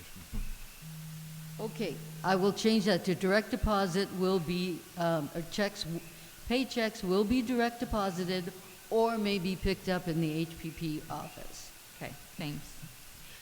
The page 29, section 8, is talking about employees are prohibited from using our logo or imagery or, basically copyright type of issues.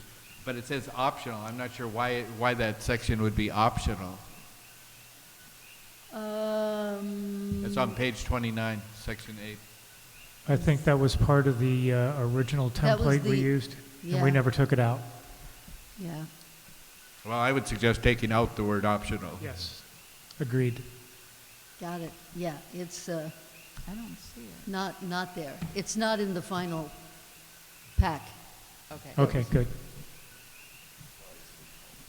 Okay, anything else? I'm looking, hold on, I just making sure I didn't have any other ones starred.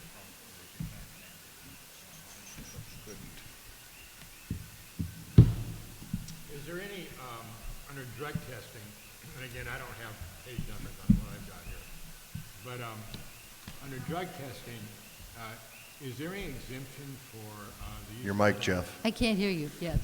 Under drug testing, is there any exemption in reference to the use of medical marijuana? No. So if you test positive, it says the reasonable suspicion must be based on a written observation that controlled substances are being used.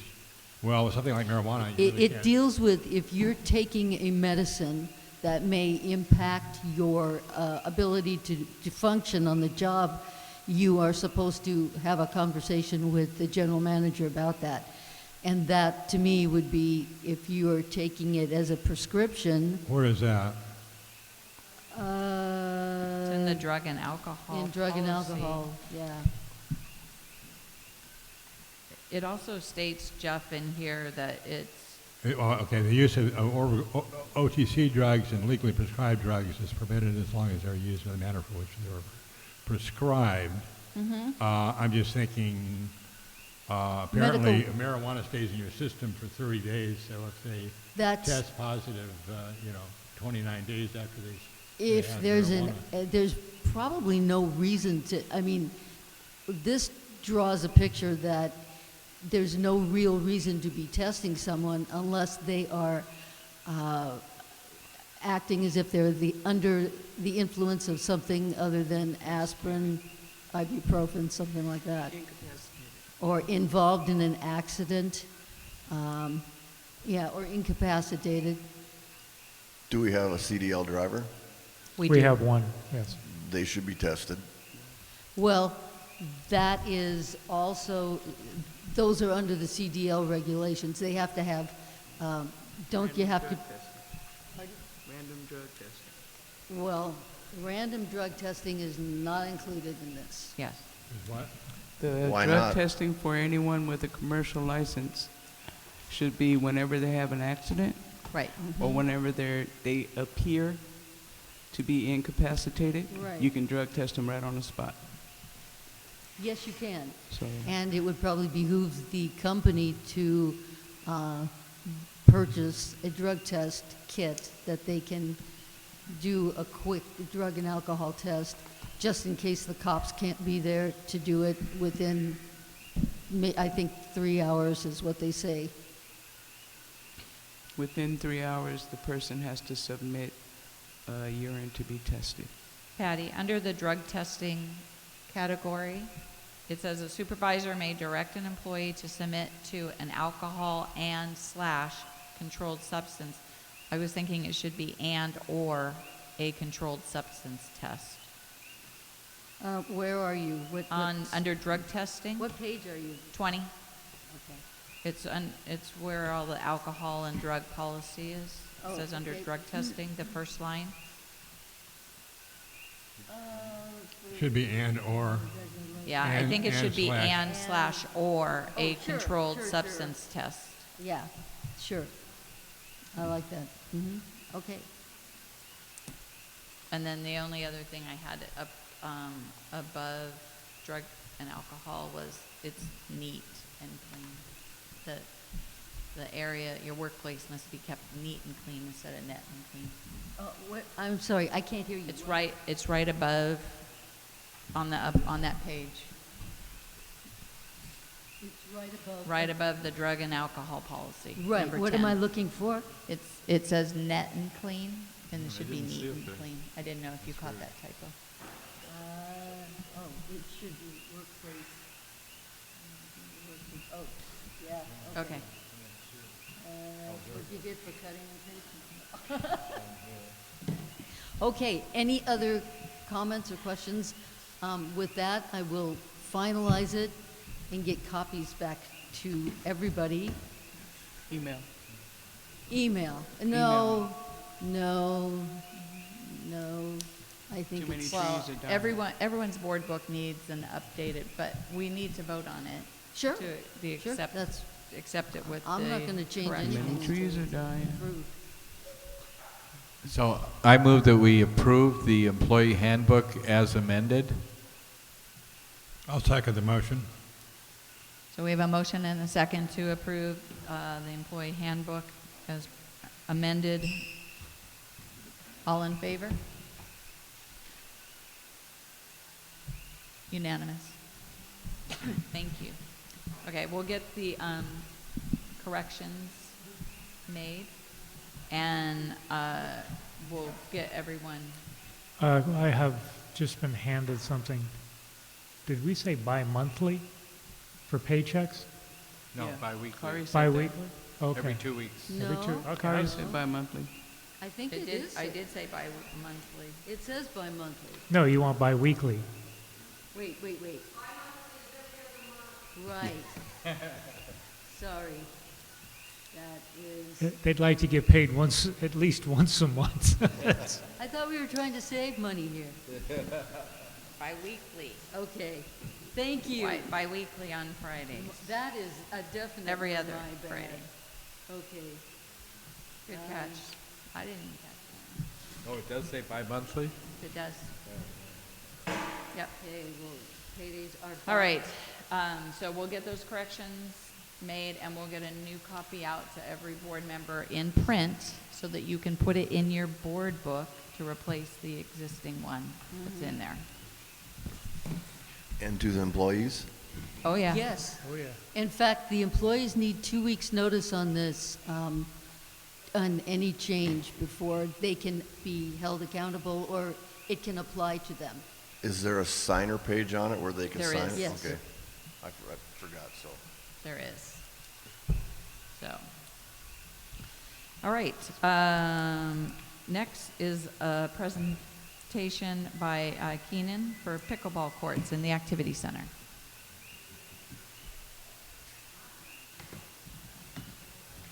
Hello, hey, good evening, everyone. My name is Walaka, actually, Kanyako, and that's Keenan Miyasako, and my brother-in-law, Kanan. So, yeah, we're here today.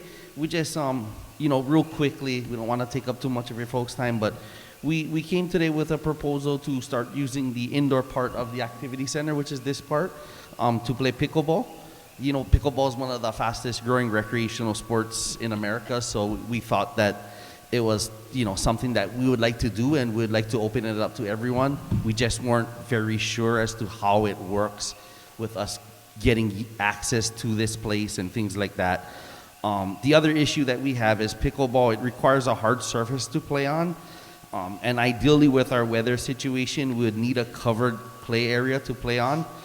Some of the concerns about why we needed it to be covered is it's usually raining in the evening and it's usually really hot and sunny in the day.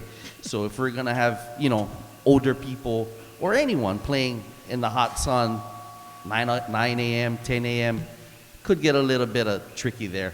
In addition, at night, it's almost impossible to play without proper lighting and, rain all day long.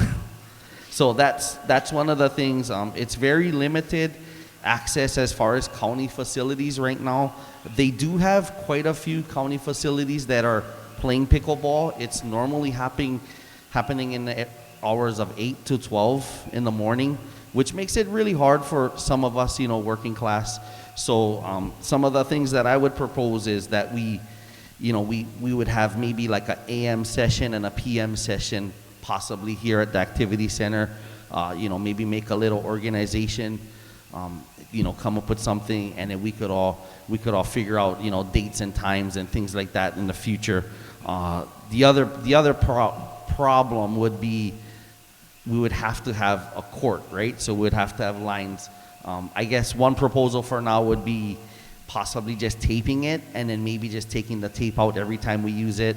I don't think we would need a paint lines or anything like that. Over at Paneva Gym where I play, we just put tape down and the tape's there permanently on the basketball court.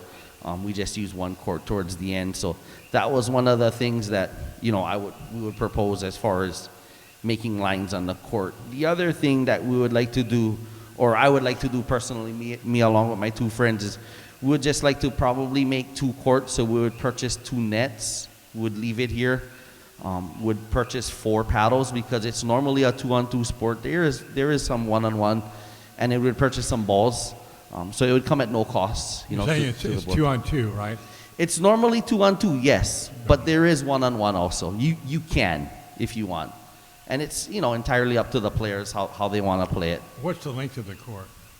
It is 20 feet wide, 44 feet long. Is that something that would work in here? I think it would, yeah. Okay, yeah. I think it would work for 2 as well. Yeah. That was my assumption, is that 2 would work in this area. Without measuring it, I was just thinking that would be my assumption, would be able to 40 put is 2. stretching it, Yeah. Because I think it's 50. I think this is 50. Oh, okay. Yeah, and so each net is 20 feet in length. So it's basically the exact same size as a badminton court. So it's smaller than a tennis court, bigger than a ping pong table. And you're willing to lay down the striping and take it up? Yes. I think that would be the best option as far as use, is laying the tape down. We play for 2 hours on, let's say, Tuesday night, and then we take it off, sweep it up and leave. And then possibly like a weekend, like a Saturday or a Sunday morning. That would be some of the things. And then I did see you folks had an AED, so I was a little concerned about that, and possibly access to a first aid kit.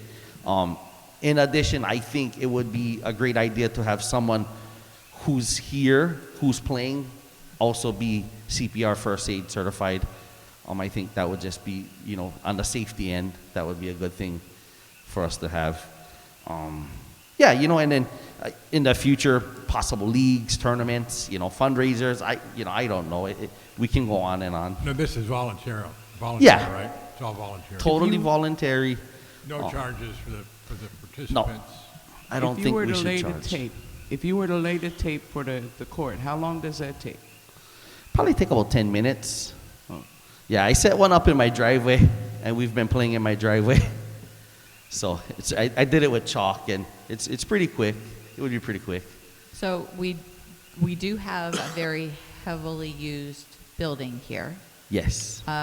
We did look, and we were able to block out the potential of, I think it was Tuesdays and Thursdays from 1 to 4. Okay. There would be pretty consistently no conflict with. The weekends, would be hit and miss. Yeah, it's depending sporadic. on it. Yeah. Depending on whether we have any events. Totally understandable. Private parties. We do have storage here under the stage, which John and I talked about. We could put a lock on and have a set of keys just for pickleball players, so that you'd have access to get the nets out and your paddles and balls, and that way they'd be secured. That's awesome. Thank you. So that, we were trying to kind of think outside the box. Any chance of something in the late evenings on any nights of the week? I mean, right now we have There's Tai two, Chi, well, that's during the day. We have 2 late evening days that are actually locked in. Okay. I think he could probably come into the office and yeah. schedule Yeah. it. The schedule's online. Yeah, if you Perfect. go I'll on- check online. Because I was thinking like 7 to 8:30. I don't know if that's possible. Only because, you know, the working class coming home, fighting through traffic. The only problem is keys. I see. The keys would Okay. have to be picked up by 3:30 Okay. if you were going to be using it during That the evening. evening. Yes. Okay. And then they'd have to be dropped on the way out. In the drop box or something. I think we could accommodate that for sure. So, okay. Yep. And I think that was about it for what, you know, we wanted to present to you folks. I put something together. I could email it if that's fine to you folks. I mean, as long as you guys are willing to bear the cost to provide the nets, the paddles, Yes. and the balls, and you don't mind using tape to do the floors, and then depending on how much use it's getting, we might be able to approve for actual lines to be painted Yes. down the road, but we'll start with tape. Thank you. Thank you. Yeah, and it's a pretty fast-growing sport, so it. I know. Yeah. I know. Yeah. Does the tape have to be removed? It doesn't. Yeah. I mean, And but we would use blue painter's tape. but if someone is having, let's say, a wedding reception in here, they may not want the blue tape on the floor, so they may pull it out. Yeah. Yeah. And next time we come, we'll just retape it, Yeah. which won't be an issue. So. Kari, what did we finally find out about the liability issue? So, Yeah. we would need, releases. Yes. from Waivers. people. Okay. Do you guys have one? Do you guys, like the county supplies? Because I coach youth sports also, so they have like a liability waiver that all the parents have to sign. I'm sure there's something in the office. I don't know. I'll have to look into the files. And if Okay. not, we can contact our insurance carrier. Yes. To have him. Awesome. Sarah Kay, your releases that you have for the preservation lot inspections, the releases you use at the preservation lot, do you provide those, or did you get them in the office, or? Okay. Okay. Thank you, guys. So, Well, thank you. someone want to entertain a motion to permit? So moved. Okay. So moved. District I'll 2. second Thank you, District Linnell. 4. Thank you, John. All right, so we have a motion and a second to Now, allow, what is the motion exactly? a motion and a second to allow pickleball to be played in the activity center here. Should the motion mention anything about liability waivers? It probably should. Yeah. Do you have an association, or is it just a group of people? It's just. It's just a group of people right now, but in my opinion, I would like to open it up to everyone in the community. So are you the leader of the group, I assume? Yes, I will be, yeah. So maybe his name should be in the resolution as well, as being the point of contact. If we just say pickleball, then everybody that's got a, Yeah. you know what I'm Yeah. saying? Either And then, just yeah, and I say, actually put a lot of, like, our contact information and stuff, so I can definitely drop this off or send this to you folks. Okay, Yeah. so. Do you want to restate the motion? Or that we allow the activity center to be used for pickleball, subject to waivers of liability from all the participants, and that it is the pickleball organizers' responsibility to collect those waivers. Mhm. And Yes. pickleball And organizer. provide all equipment. And pickleball- provide the equipment, yeah. Pickleball Yes. organizer, what's your name? Walaka. First name? First name is Walaka, last name Kaniakua. It means Walter, but That name. Well, Should be County in as our Akua. point of That's contact. rude. yeah. Kalani Akua, I can say that. No, Walter Kalani Yes. Akua. Yeah. Okay. I second that. Okay, hang Yeah. on, we Pat- can't, oh, we have We had already a motion and a second. and a second. It yeah. would- But he's modified, I have, my request is to Linnell, Linnell, I'm gonna give it to you. Yeah. Len- Linnell, Yes. you, We already made the motion. but You made the, but withdraw your motion so that we can go on Richard's motion. I take my motion back. Okay, so now, you want me to restate it Yeah, again? in the mic. I move that we allow the use of the activity center for pickleball, subject to waivers of liability and availability of the space, and that the organizer, and insert his name, which I can't pronounce at this moment, but he would be the person responsible and the contact person for, And provide equipment. and provide the equipment. Yeah. Yes. Oh, I second that motion. Patty, D3. Oh, Richard D7 is the, All right, so we have a motion and a second to allow the pickleball court to be used in the activity center. I call for the question. All in favor? It's unanimous. Thank you, guys. If you can come into the office, we can work out the details. Yes, perfect. Would Friday work? Sure. Perfect. Thank you. We're there 7:30 to 4. 7:30 to 4. Thank you, guys. Thanks a lot, everyone. Thank you. It'll be nice to get some new activities in here. All right. Item 14C, an update on the mailbox project. So Brian Egan and myself had a meeting with the post office a week ago, and the summary of that meeting was that the post office is in the process of working on getting street addresses updated in the database system for the transition. They requested the preliminary 4 sites that our 20-acre parcels are on, and the drawings of the cluster boxes per site. So we have submitted that to them for their approval. It was very clear that the post office is wanting to get this resolved, one way or the other.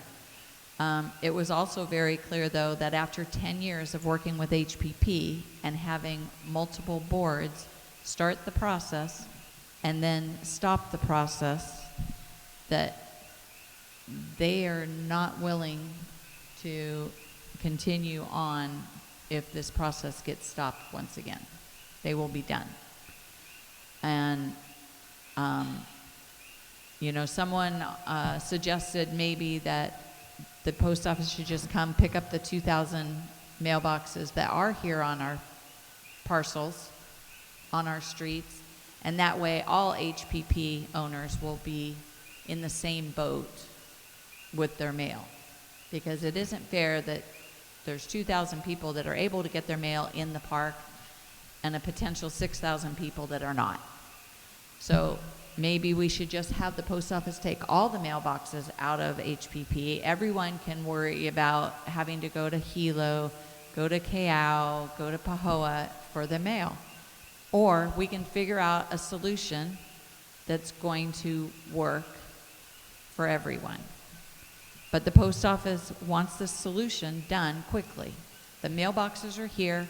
They said they're very willing to come pick them up and give them to someone who was willing to get them installed someplace. So I assured them that this board was working diligently to try to work through legal issues and get the plans and costs figured out. So I am hoping that we can continue moving forward on this project, because I think it's imperative that we have mailboxes for everyone. And safety is the #1 issue that the post office is concerned with. They want the safety of their carriers, and they want the safety of the people picking up the mail. And they do not feel that the current locations of our mailboxes provide that for either.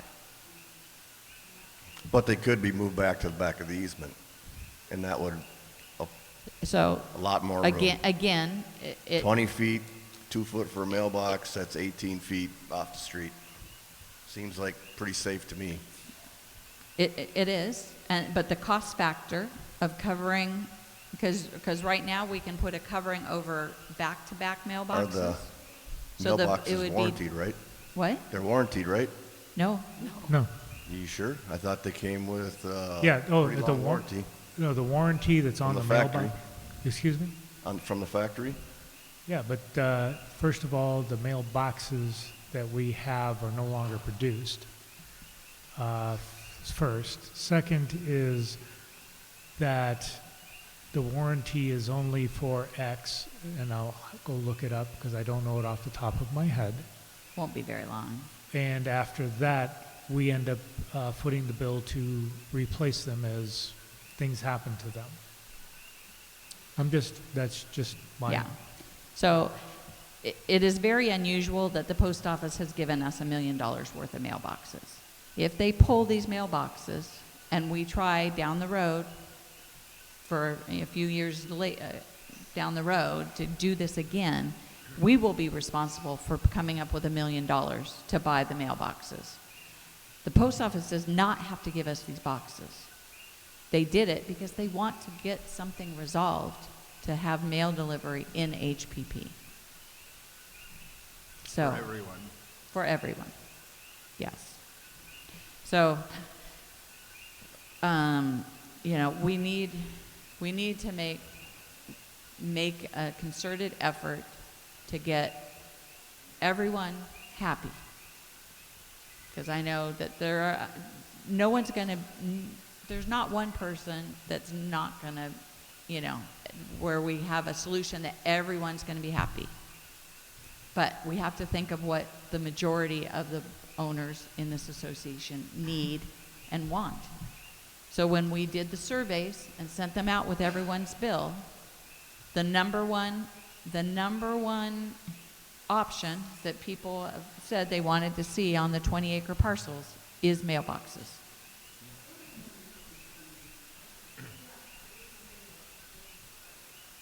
Yes, there was. It absolutely did, Patricia. No, it does not. So, I asked Mr. Finley to get some costs put together of what it would cost for us to do the cluster boxes on the 20-acre parcels versus the cluster boxes on the roads. So I'm going to turn it over to him to go over. You can call me Jeff. Okay, Jeff. So what I did was, and let me tell you that I've got about 20 years experience in estimating structures from $50,000 structures to $1 million. And so I have some experience, so I felt I could put my hand to this. Kari asked me to see if I could come up with some kind of estimate on a per cluster basis. On a per cluster basis, because we don't know how many clusters there's going to be on one particular lot or site. So I would call, let's say, a site would be one on 6th and Maku'u, another site on 4th and Kaloli, another site on 14th and Kaloli, another site on 16th and M. All would be on our 20-acre lots and would be approximately 1 acre in size, maybe more, but not much more. And then we have basically 6 clusters per site, okay? 6 clusters per site in a row, and each cluster has boxes back to back. There's parking on each side of the clusters, and I have basically my estimate is 4,000 square feet for one cluster. And then you could just multiply that by the number of clusters we're going to need at any particular site and overall. So 4,000 square feet. It reflects a setback of about 20 to 25 feet, I think 20 feet. 2 rows of parking, which would be 20 feet each. 1 row of cubicles back to back, which would be about 10 feet with the canopy roofing that would be part of it. And then a rear setback. And there would be side setbacks as well. So basically the construction is very simple. It's project preparation to clear, grade, level, fine, that you can walk on and drive on the lot. And then there would be application of cinder. And then there would be the pouring of concrete islands for the mailboxes, for the mailboxes. And then there would be, of course, the installation of the mailboxes into the concrete islands. And then there would be a canopy. And that's it. So I had worked out the figures and for one cluster. And I think the total would be about 24 clusters, wouldn't it? I'm not sure. Approximately, yeah. Approximately. So one cluster would be with a metal canopy and the other elements I indicated. And we found a metal canopy at Lowe's that are available here on the island. And I have a total of $18,442.11 for each cluster. So if you want to multiply that, if you just want to multiply 20,000 times 24, that would probably be the overall cost for the whole project. So there we are. Now, of course, the first 2 would be in the lower HVP. That's what they want to do first. So there would be, I don't know, maybe it would take us a year to get that done, and then we'd move on and we'd have more money to work with. The other thing is, I did check the county records, and they are putting street addresses on our vacant lots. And so it's being done. I thought that was a good sign. You know, they say they're doing it, but you know, you want to see it, and it's being done. So sporadically, especially down around the lower part where they're working on it, we have alternating kind of sporadic. One lot says 2nd Avenue, the other vacant lot has the actual street address, 15-234 2nd Avenue or whatever. So I think it looks good. I think we can do this. I think it would take a lot of cooperation, and if people would just kind of get together on it, since we do need it. I'm tired of going to KL. You know, I paid $500 a year for a box that are now like what, $700 or more. Yeah, for 3 years, and then I graduated to a post office box in KL. I don't like driving all the way down there for my mail, and we have like 50% of the people in this park that live here, having to do that, and it's not fair. So that's what I got. So you all got a copy of the estimate. The other estimate is based on wood construction with asphalt shingles for the roofing versus metal. So metal's somewhat more, but not much more. So Jeff, you're saying the total cost would be this estimate times 24? Yeah, more or less. Yeah. So about $500,000. Yeah. That's where it is. That's the way it looks to me. If anybody has any suggestions, you know, just email me at District 9, because it's not perfect. It's a template, and it's maybe something we can use when we get involved with contractors. When we get, it could be a template or a budget or whatever, something that when we start contacting contractors, we would have kind of something for us to look at and discuss with them. So, and I provided you all just with one of the site plans showing the 6 clusters. So there would be 2 in egress and ingress openings off of the avenues to go get in to the site. So take that and take these numbers and double it, because if you put them on the roadways, then you're having to put up the same structures, but you're only getting one row of boxes rather than two. No one says we have to cover them. Yeah, the roadside boxes as designed, Jim had a diagram for a roadside box design, would be double the cost. Absolutely. And, I mean, so then the association is responsible for replacing them whenever they... How long have the other ones been here? Depending Yeah, upon and- which ones, yeah, depending and- upon which ones, I don't know. Some of the more recently replaced ones, I know, talking to some of the post office people, as little as 3 years because of what's happened to them. And the So thing is, recently replaced, did we pay for them? I'm sorry, say again. You said recently replaced, did we pay for them? No, No, because the Then post why office. would we have to pay for these ones? because the post office is not responsible for replacing them. And the contract that we will be signing with them will state that. We are responsible, they are not responsible for providing them. They are doing it as a gift to us. How about we put mailbox at the end of our driveway and they just drive around and do regular mail delivery? Not going to do that. They're not going Home to do that. delivery is no longer an option with the U.S. Post Office.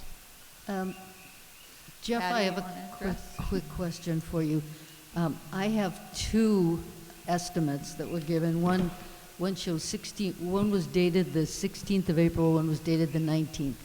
What's the difference between, This one is wood structure with asphalt shingles. That's the 16,000? Yes. Yeah, I made Okay. some mistakes on that, so just delete that. Oh, okay. And I just wanted to This know. one was with metal structures that he found from Lowe's. I saw that it was, yeah, And I didn't have enough for the installation of the mailboxes. got it. I was way low on that. So Thank you. That's a major cost item. So, John, did you ever check, are they steel or are they aluminum or what? What's I that? didn't get a chance to get to that since you're What the mailboxes were made out of? Because they look like they're powder coated to me, so that means that they're, you know. I think they're metal. I actually touched one. I don't know I haven't gotten to that yet since you Understand. sent me the text. You mean the actual mailboxes what they're constructed of? Yes.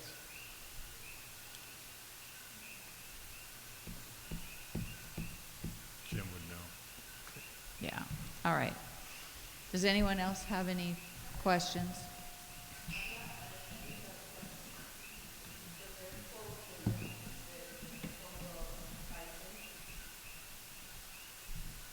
Yes.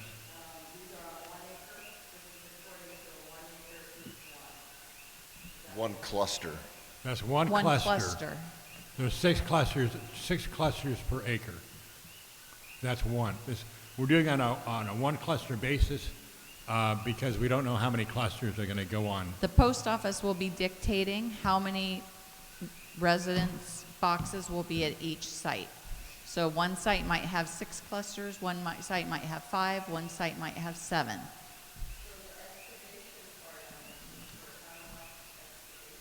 Approximately 1 acre. No, that's just. No. No, that's This for one is cluster. one cluster. This is for Times 24. No, hang on. No, I know what she's getting at. 4,000 square feet. Tanya, no. This is strictly for the construction of the box area, and it is not the prep area for the site. Okay. All right. This estimate has is 4,000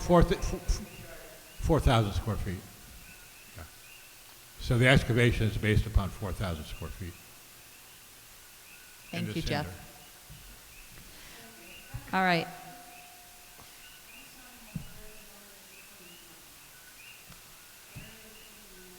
The money is in the non-roads account.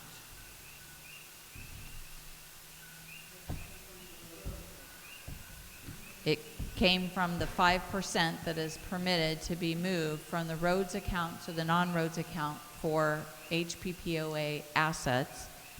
And the mailboxes are being moved for the safety of our community, and road safety is part of roads.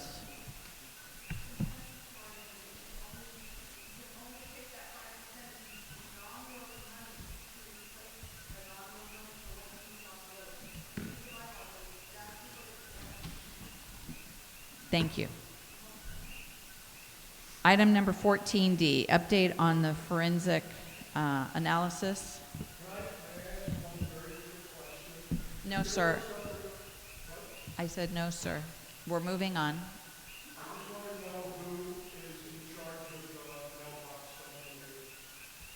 There is no mailbox committee.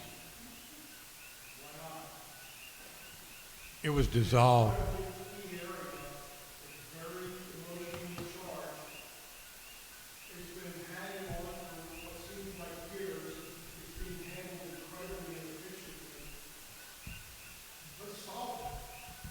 I would love to solve it. So come into the office and talk to us. Come into the office and talk to us. Give us some solutions. Rather than just saying no, give us solutions. That's all. We're open to other solutions. We just haven't been able to find any. Sir, this discussion is over. Come into the office. All right, so update on the forensic analysis. We have received the spreadsheets from Dirk Van Gunther. There were 58 of them. I gave half to Richard to analyze, and I have the other half. And there's thousands and thousands of transactions in these spreadsheets. So it will take us a while to go over them. The report that Mr. Gunther provided was of no help. It basically just said his 4 years of time that he spent working with Mylyn and Leslie initially, and then working with this board, how he did all that at no pay, coming to meetings, trying to prepare, and that he's worth every penny.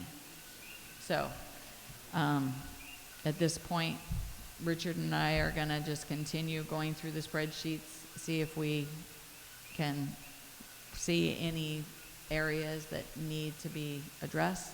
But when they were looking at the data, they didn't identify any issues at all that were of concern. And I would have thought that if he did find something, he would have said, oh, here's an area that you really need to look at, and let's investigate this further. Well, and also as a result of this forensic audit, our regular audit included a lot of extra testing and looking for fraudulent, expenditures. Yes. And found nothing that they could define. So at this point, we have not paid him anything else until Richard and I can go through the spreadsheets. It is gonna have to wait. So, all right. Item 14E. As we mentioned at our special meeting on March 31st, Catherine Patton's contract had expired, and John had recommended that we extend it for an additional 120 days. This would give us time to get the GM hired and get staff trained by Ms. Patton on updating and changes to the website so that the office staff can take over with the website. And so I'd like to entertain a motion that I'd like to make a motion that we extend the contract with Catherine Patton for 120 days. I'll second that. Richard, District 7. Any other discussion? All in favor? Unanimous. Thank you. All right, new business. Review of applicants for the appointment of District 6. So we had 4 applicants for the appointment. And so is Wendell Lewis here?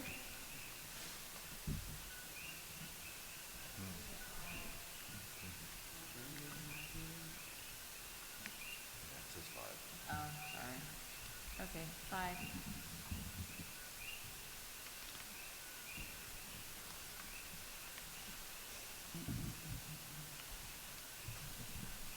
Brendan, come on up.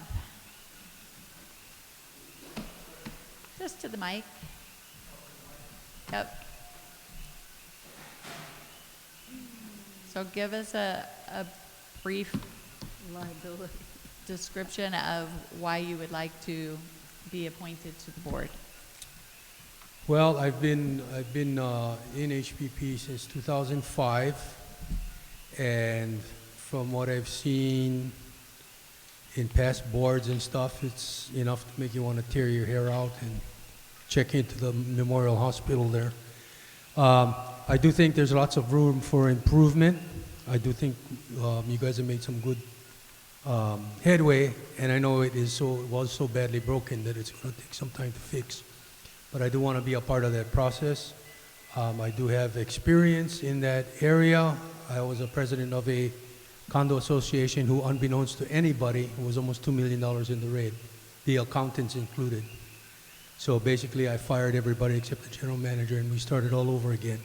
And in 4 years, we went from $2 million in the hole to being $2 million in the green. And I'm not a financial genius. Basically, what I always used to say is you just have to ask yourself, what's the right thing to do? What's the right thing for the people? And you just leave your personal opinions and your personal likes and dislikes and what you want to see out of it, and just do what the people want. Basically, it's not rocket science. It's not terribly complicated. You don't have to be a genius at anything. All you need is common sense, and you have to listen. So that's basically what it is, in my opinion, anyway. Thank you. I would like you to all notice too that he does live in District 6. So that we had 2 candidates that actually are from District 6. So Brendan is one of those. Next is Charlie Snyder. Okay.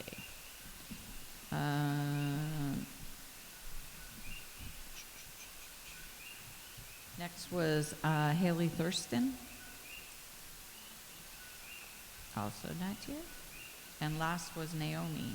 She's not here. And she's not here. So, hopefully you all had a chance to read through their applications and their statements. You were all given a yellow piece of paper. I would like for you to please put down who you would like to appoint. Mm-hmm.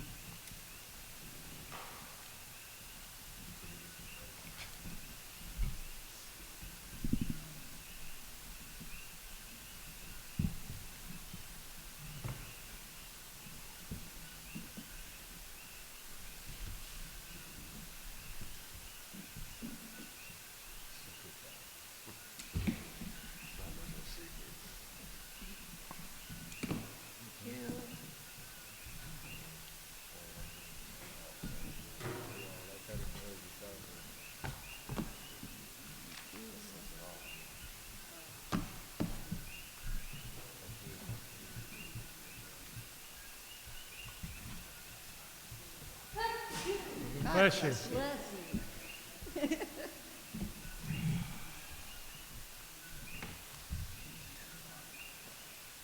All right, congratulations, Brendan. You are newly appointed. Come on down. Yes.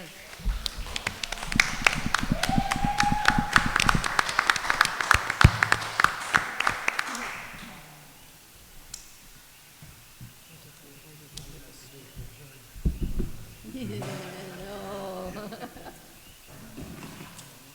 Well, we don't want to overload you, you know.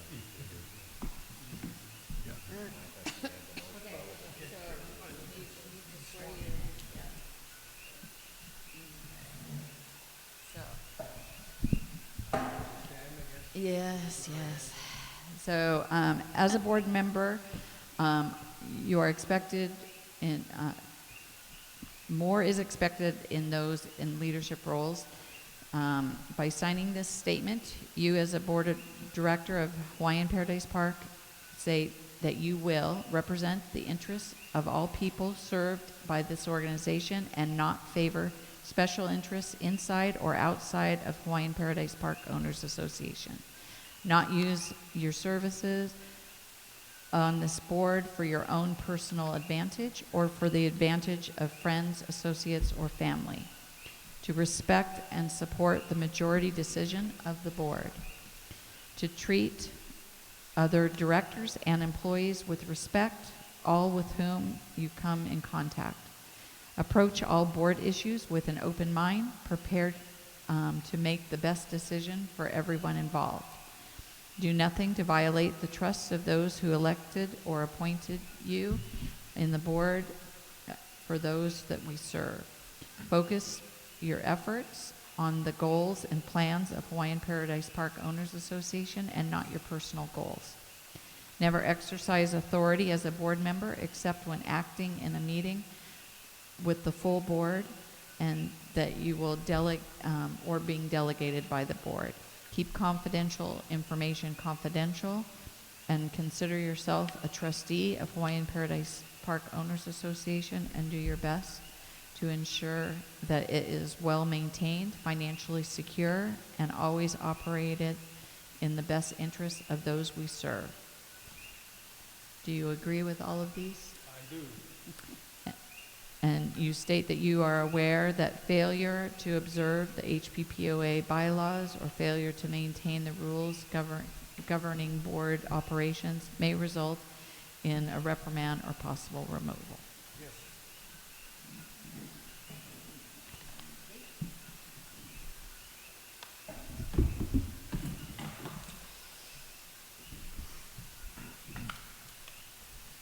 Thank you. All right, moving on. Item 15C, review and approval of the Hawaii Revised Statute 414D and 421J. Thanks. Woke me up. That governs HPPOA. So, you were all sent a resolution that states at the top applications of HRS Charter Chapter 421J and revision of bylaws. So,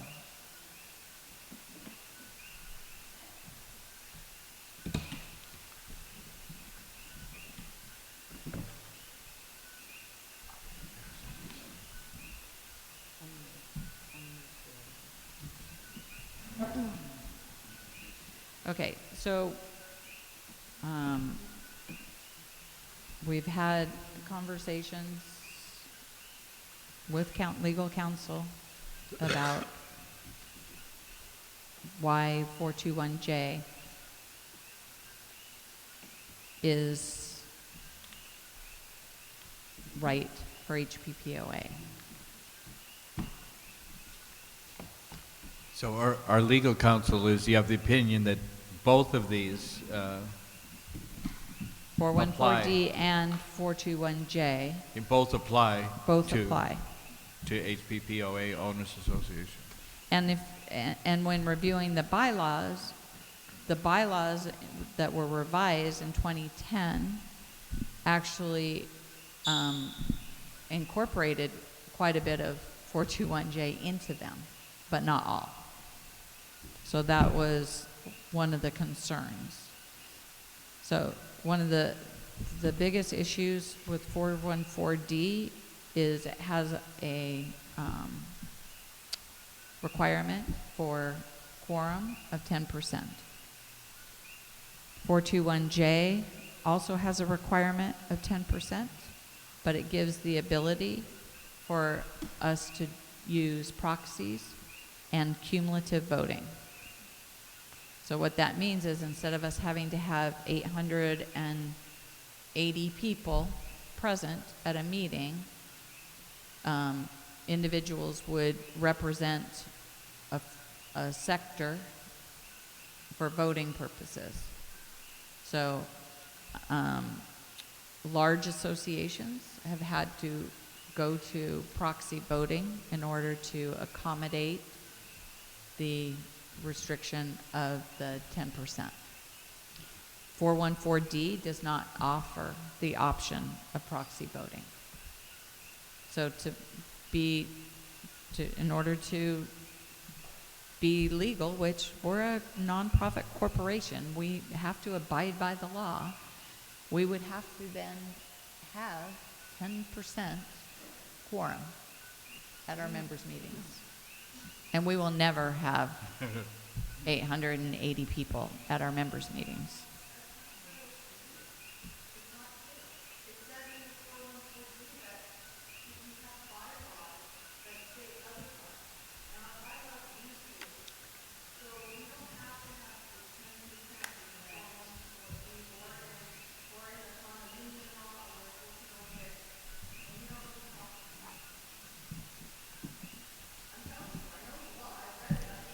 I'm so glad you have a law degree, Patricia. I wish.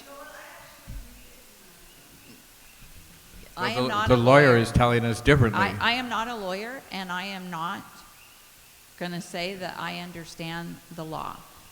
But that's why I have legal counsel that counsels me on what is the correct interpretation of the laws. Absolutely, they read our bylaws.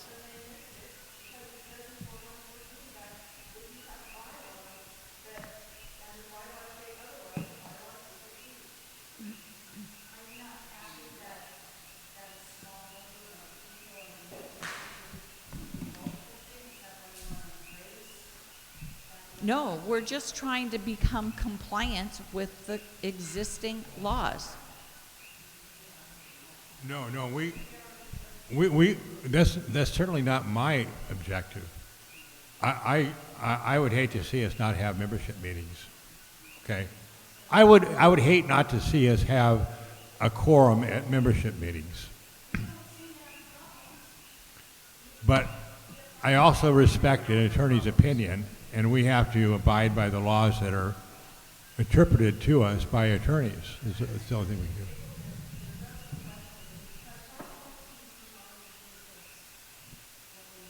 I mean, what I'm saying is don't represent us as trying to wipe out membership meetings or something. That's not what we're here for. We're here to listen to our attorneys, to determine what our responsibilities are under the law from our attorneys that represent several associations and have a lot of expertise in the area.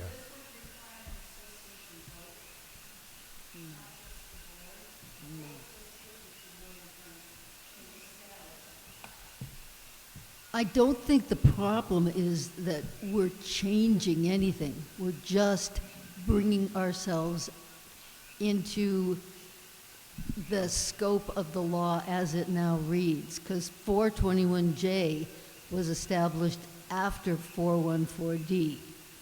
So this is kind of a new updated Hawaii revised statute that was put in place specifically to deal with planned communities. Also, I think there's a board meeting, and I'm a member of the board, so I think I have the floor.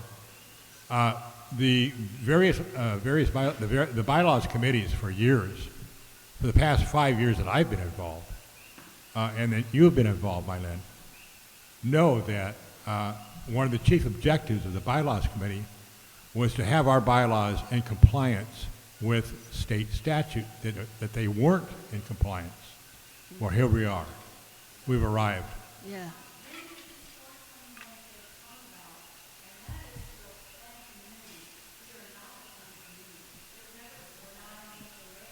No, not an HOA, but this is a planned community.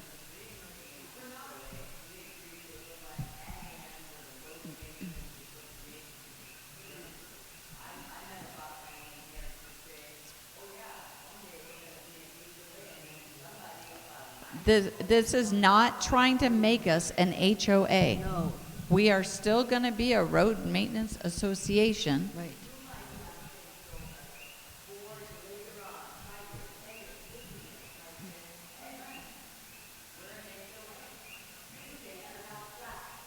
But it's not true. We're not an HOA. And if it is not legal to make us an HOA, then no matter how many people want it to happen, it can't happen legally. And this will not force HPPOA to become an HOA. That's not what the point of this.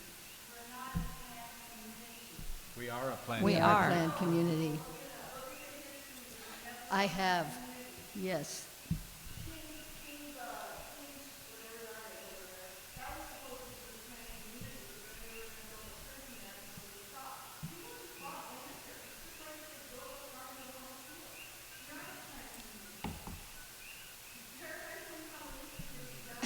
We're not paradise.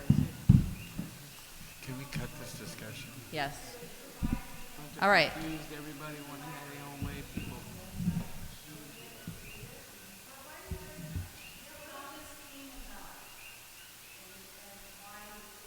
It came about because our attorneys read our bylaws and said we are not in compliance.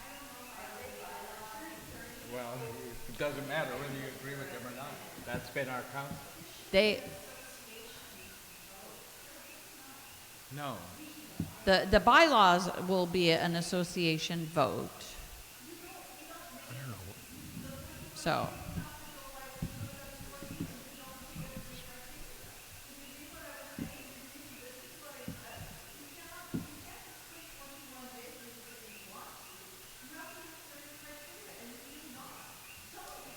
Well, our attorneys are saying that we're subject to both provisions. Right. You know, and you can disagree with the attorney, but it really doesn't matter. I mean, we need to go with the counsel of our attorney. I mean, the fact that you disagree is irrelevant.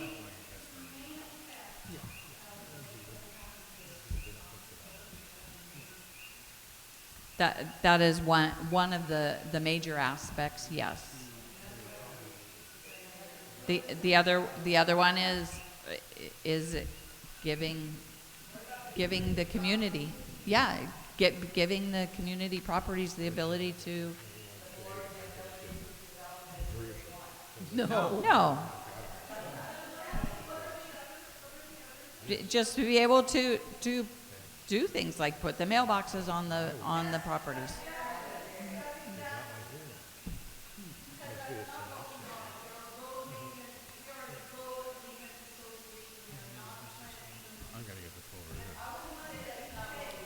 All right. I'm calling this meeting to order, please. All right. So, have you all? I move that we. You cannot be heard. Please. I would like to make a motion. I would move that, if it's proper, Madam Chairman, or did you have another idea? Oh, no. Please. I would like to move that that we resolve that Hawaiian Paradise Park Owners Association adopt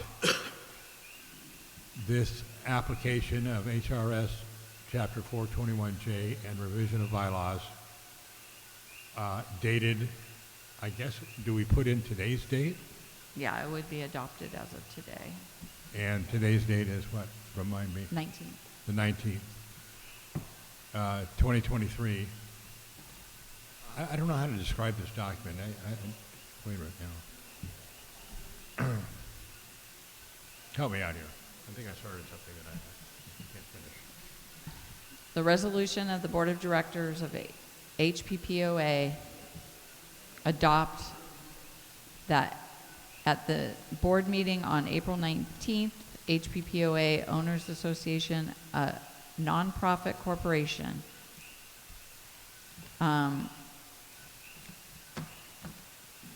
resolved that under the advice of legal counsel, Hawaii Revised Statute 421J, enacted in 1997, applies to all homeowners and planned community associations, including nonprofit organizations existing as of June 16, 1997.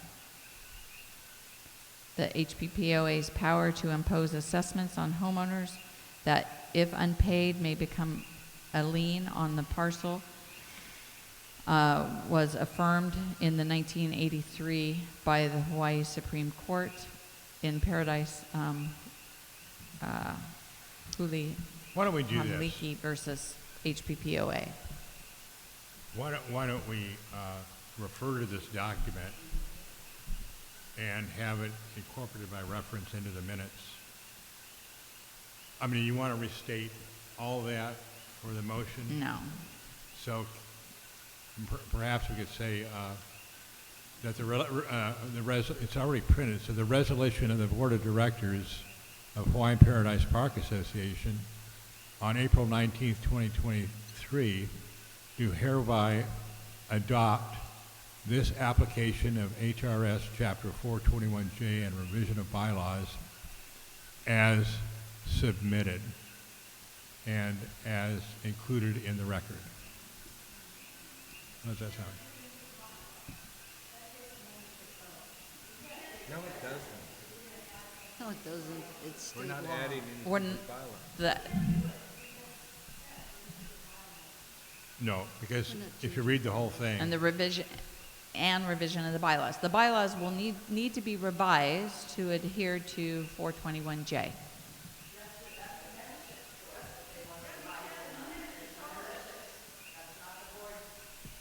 okay, I'm going to withdraw my motion, all my motions that I made. Would you like to withdraw your motion? I'm going to try this again. The Board of Directors of the Hawaiian Paradise Park Owners Association, dated April 19th, 2023, do hereby resolve that HPPOA shall forthwith comply with HRS Chapters 421J and 414D and all other applicable laws, and be it further resolved that the Bylaws Committee, with the assistance of legal counsel, ES&A, restate and amend HPPOA's Charter of Incorporation articles to reflect HRS Chapters 414D and 4214J. Be it further resolved that the Bylaws Committee, with the assistance of legal counsel, ES&A, revise and draft bylaws to comply with the applicable laws for consideration and adoption by the board. So all we have to do is take the bottom part, the therefore clauses, and then attach this resolution to the minutes. Okay, so Jeff has made the motion that we accept the resolution as presented by legal counsel. Do we have a second? I'll second that. Thank you, Richard. All right. Any other discussion? All right. All in favor?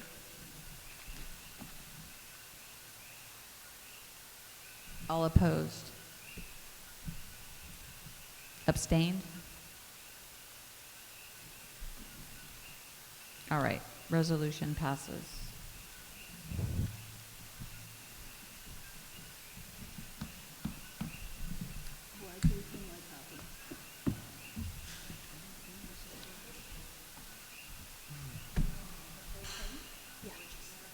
All right, the other resolution that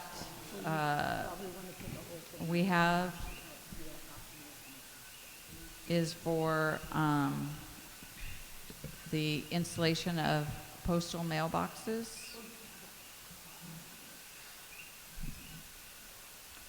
So it is resolved that HPPOA shall commence development of suitable postal facilities, and to be further resolved that the board may, at its discretion, undertake to establish funding of such postal facilities and employ appropriate professionals to plan and commence construction, and the board may appoint appropriate individuals to represent HPPOA's interests with the Postal Service. So. I second the motion. So we have a motion and second for the second resolution regarding the installation of postal mailboxes. I'm sorry?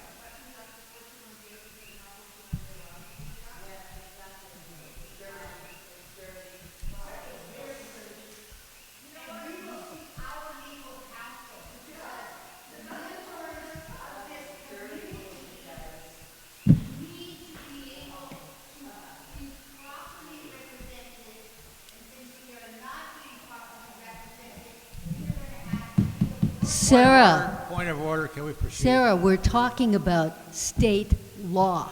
This isn't our idea. We didn't write. It isn't an option whether we abide by the state law or not. In order to keep our nonprofit status, we have to abide by state laws. We didn't create this. You guys act like we created this yesterday. We didn't All right. write this. Really? We created Please. 41J yesterday. Really? Excuse me. We are going to continue this meeting. So we have a motion and a second for the resolution for the installation of the mailboxes, as stated. Any further discussion? I would like to raise one point. Yes. I mean, you're talking about commencing the construction, and I think before we do that, we should get a positive affirmation that the restrictions on the use of this, Right. that mailboxes would be allowed. Yes. You know, from Watchamo. No, we will not be doing anything until we have exemptions, an exception from Watermule that we can record with the deed restrictions. Yeah, Well, I just think that construction should not start until that's No. resolved. You know, And it won't. And I would like to include that into the motion. So. Brendan Freitas, District 6. I do have concerns about the use of that property. As I understand it, and I could be wrong, Watermole is specified that it is for parks. Well, and that's, something like that. excuse me, But- that's why I'm saying we need Yeah. to get a specific. Yes, I would like to get it in writing. 10 years ago, In writing. Watermule agreed that it was fine to put mailboxes on those parcels. I would like to 5 see years it in ago- writing, though. Yeah, Yes. Because they could always come back and say, we never said that. Right, Oh, well, yes. that's why we're working through legal counsel to get the exception signed, and we will record it through the land court. And then we can proceed. And then we can um, proceed. However we want. Yes. But I agree with Richard that that needs to be part of the motion. Okay. Well, I will amend the motion. I mean, I'd like to offer an amendment on the first resolve clause that, I'm sorry, the first resolve clause that HPOA shall commence development of suitable postal facilities when, I'm searching for a word, when feasible, when as allowable, would be as allowable. That's too general. Anybody have an idea? When deed restrictions have been lifted? That's too detailed. Okay. As allowed, just say as allowed. As allowed under our association documents and state law. We don't have to have state law. Well, I think we also need to, you know, get something from Watchamo saying that they agree. I think that we can build. Yeah, that We're not going to go we're forward working without on that. We're working on that. Okay, but I think that should be part of this motion. That we're not going to begin construction until we have. Well, no, because I don't want to stick ourselves with the restrictions, because I think the restrictions are as a result of an adhesive contract. I mean, that's my personal opinion. I think if we ended up in court on this, we may want to challenge the restrictions on our own. Yeah, I don't really want to go to court to challenge these. You know, I would rather Well, that we have an agreement sometimes that you have- mailboxes are allowed Sometimes before they- we start. I know, but sometimes you have to do that to progress. You know. But that should be the first step, is trying to get that written authorization from Wachimo. Well, how about just as allowed? How would that be? As allowed. I agree with Richard, because if Watermill does come back and we've already started construction on this, and then now what, they take the properties back? How much money have we already spent? No, Or they sue They us? can't- And they then we cannot- have to spend money on this? Brendan, they can't take the construction's not properties going to be back. done until after everything's agreed on. No, that's why we want to put it Well, in here. I agree with Richard. I just say, Get permission from Watermill. In writing. if approved by Wachimo Corporation. You know, add that into As the in, motion. if You know, approved that by needs what? to be part of the Watermill. motion. Absolutely not. No, do not do that. You cannot do that. Because otherwise we're putting ourselves in a very gray area. Yeah. That, you know, I mean, I've looked at it and it says recreation and schools. And I don't know that mailboxes fit into that. I mean, I don't know if they're going to fight it. It's for community. It is a community service. Okay, but it doesn't say community service. It says I know, schools but and recreation. But again, Watermills were approached 10 years ago. The post office had it in writing that Watermills were fine with the mailboxes going on there. This is a legal document prepared by attorneys. I don't think we. This is a legal document prepared by our attorneys, and I'm really reluctant to change any of the language. Again, you're calling us a liar. Can I finish my statement? Can I finish my thought here? What we could do is, since this is a legal document that was prepared by our attorneys, and any alteration of the document by us might be in legal error and might Right. prejudice our rights, that we have our attorneys put in the suitable language, after suitable postal facilities. If we should have paperwork somewhere then that said Watermill approved this 10 years ago. Yeah, If we do, You're right. then we're good. we should. So Hopefully if we not, can we need find to it. get their approval.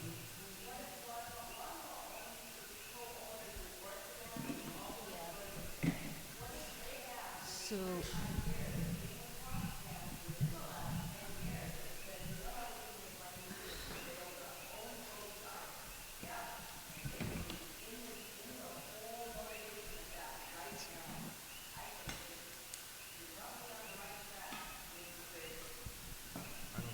Yeah, it wouldn't hurt to table this until we find out from Watermill what's going on. It's not going to kill us.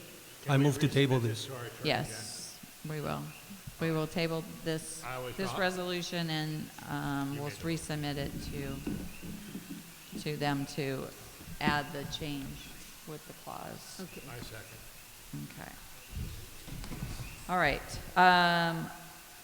Next is review the search for the new auditor for the 22-23 annual audit.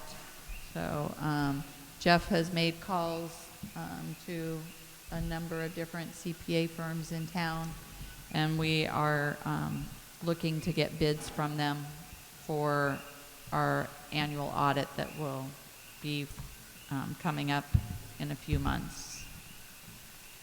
Now, that cost will be in next year's budget, yes? Yes. And what was I going to say? Which is why we need to get the bids so we know how much to budget. Exactly, that was my point. Yeah. So, all right, next board meeting will be May 17th, 6 p.m. here. Next general membership meeting is June 25th, 3 p.m. here. And I have a motion to go into executive session. I so move. Second, John's.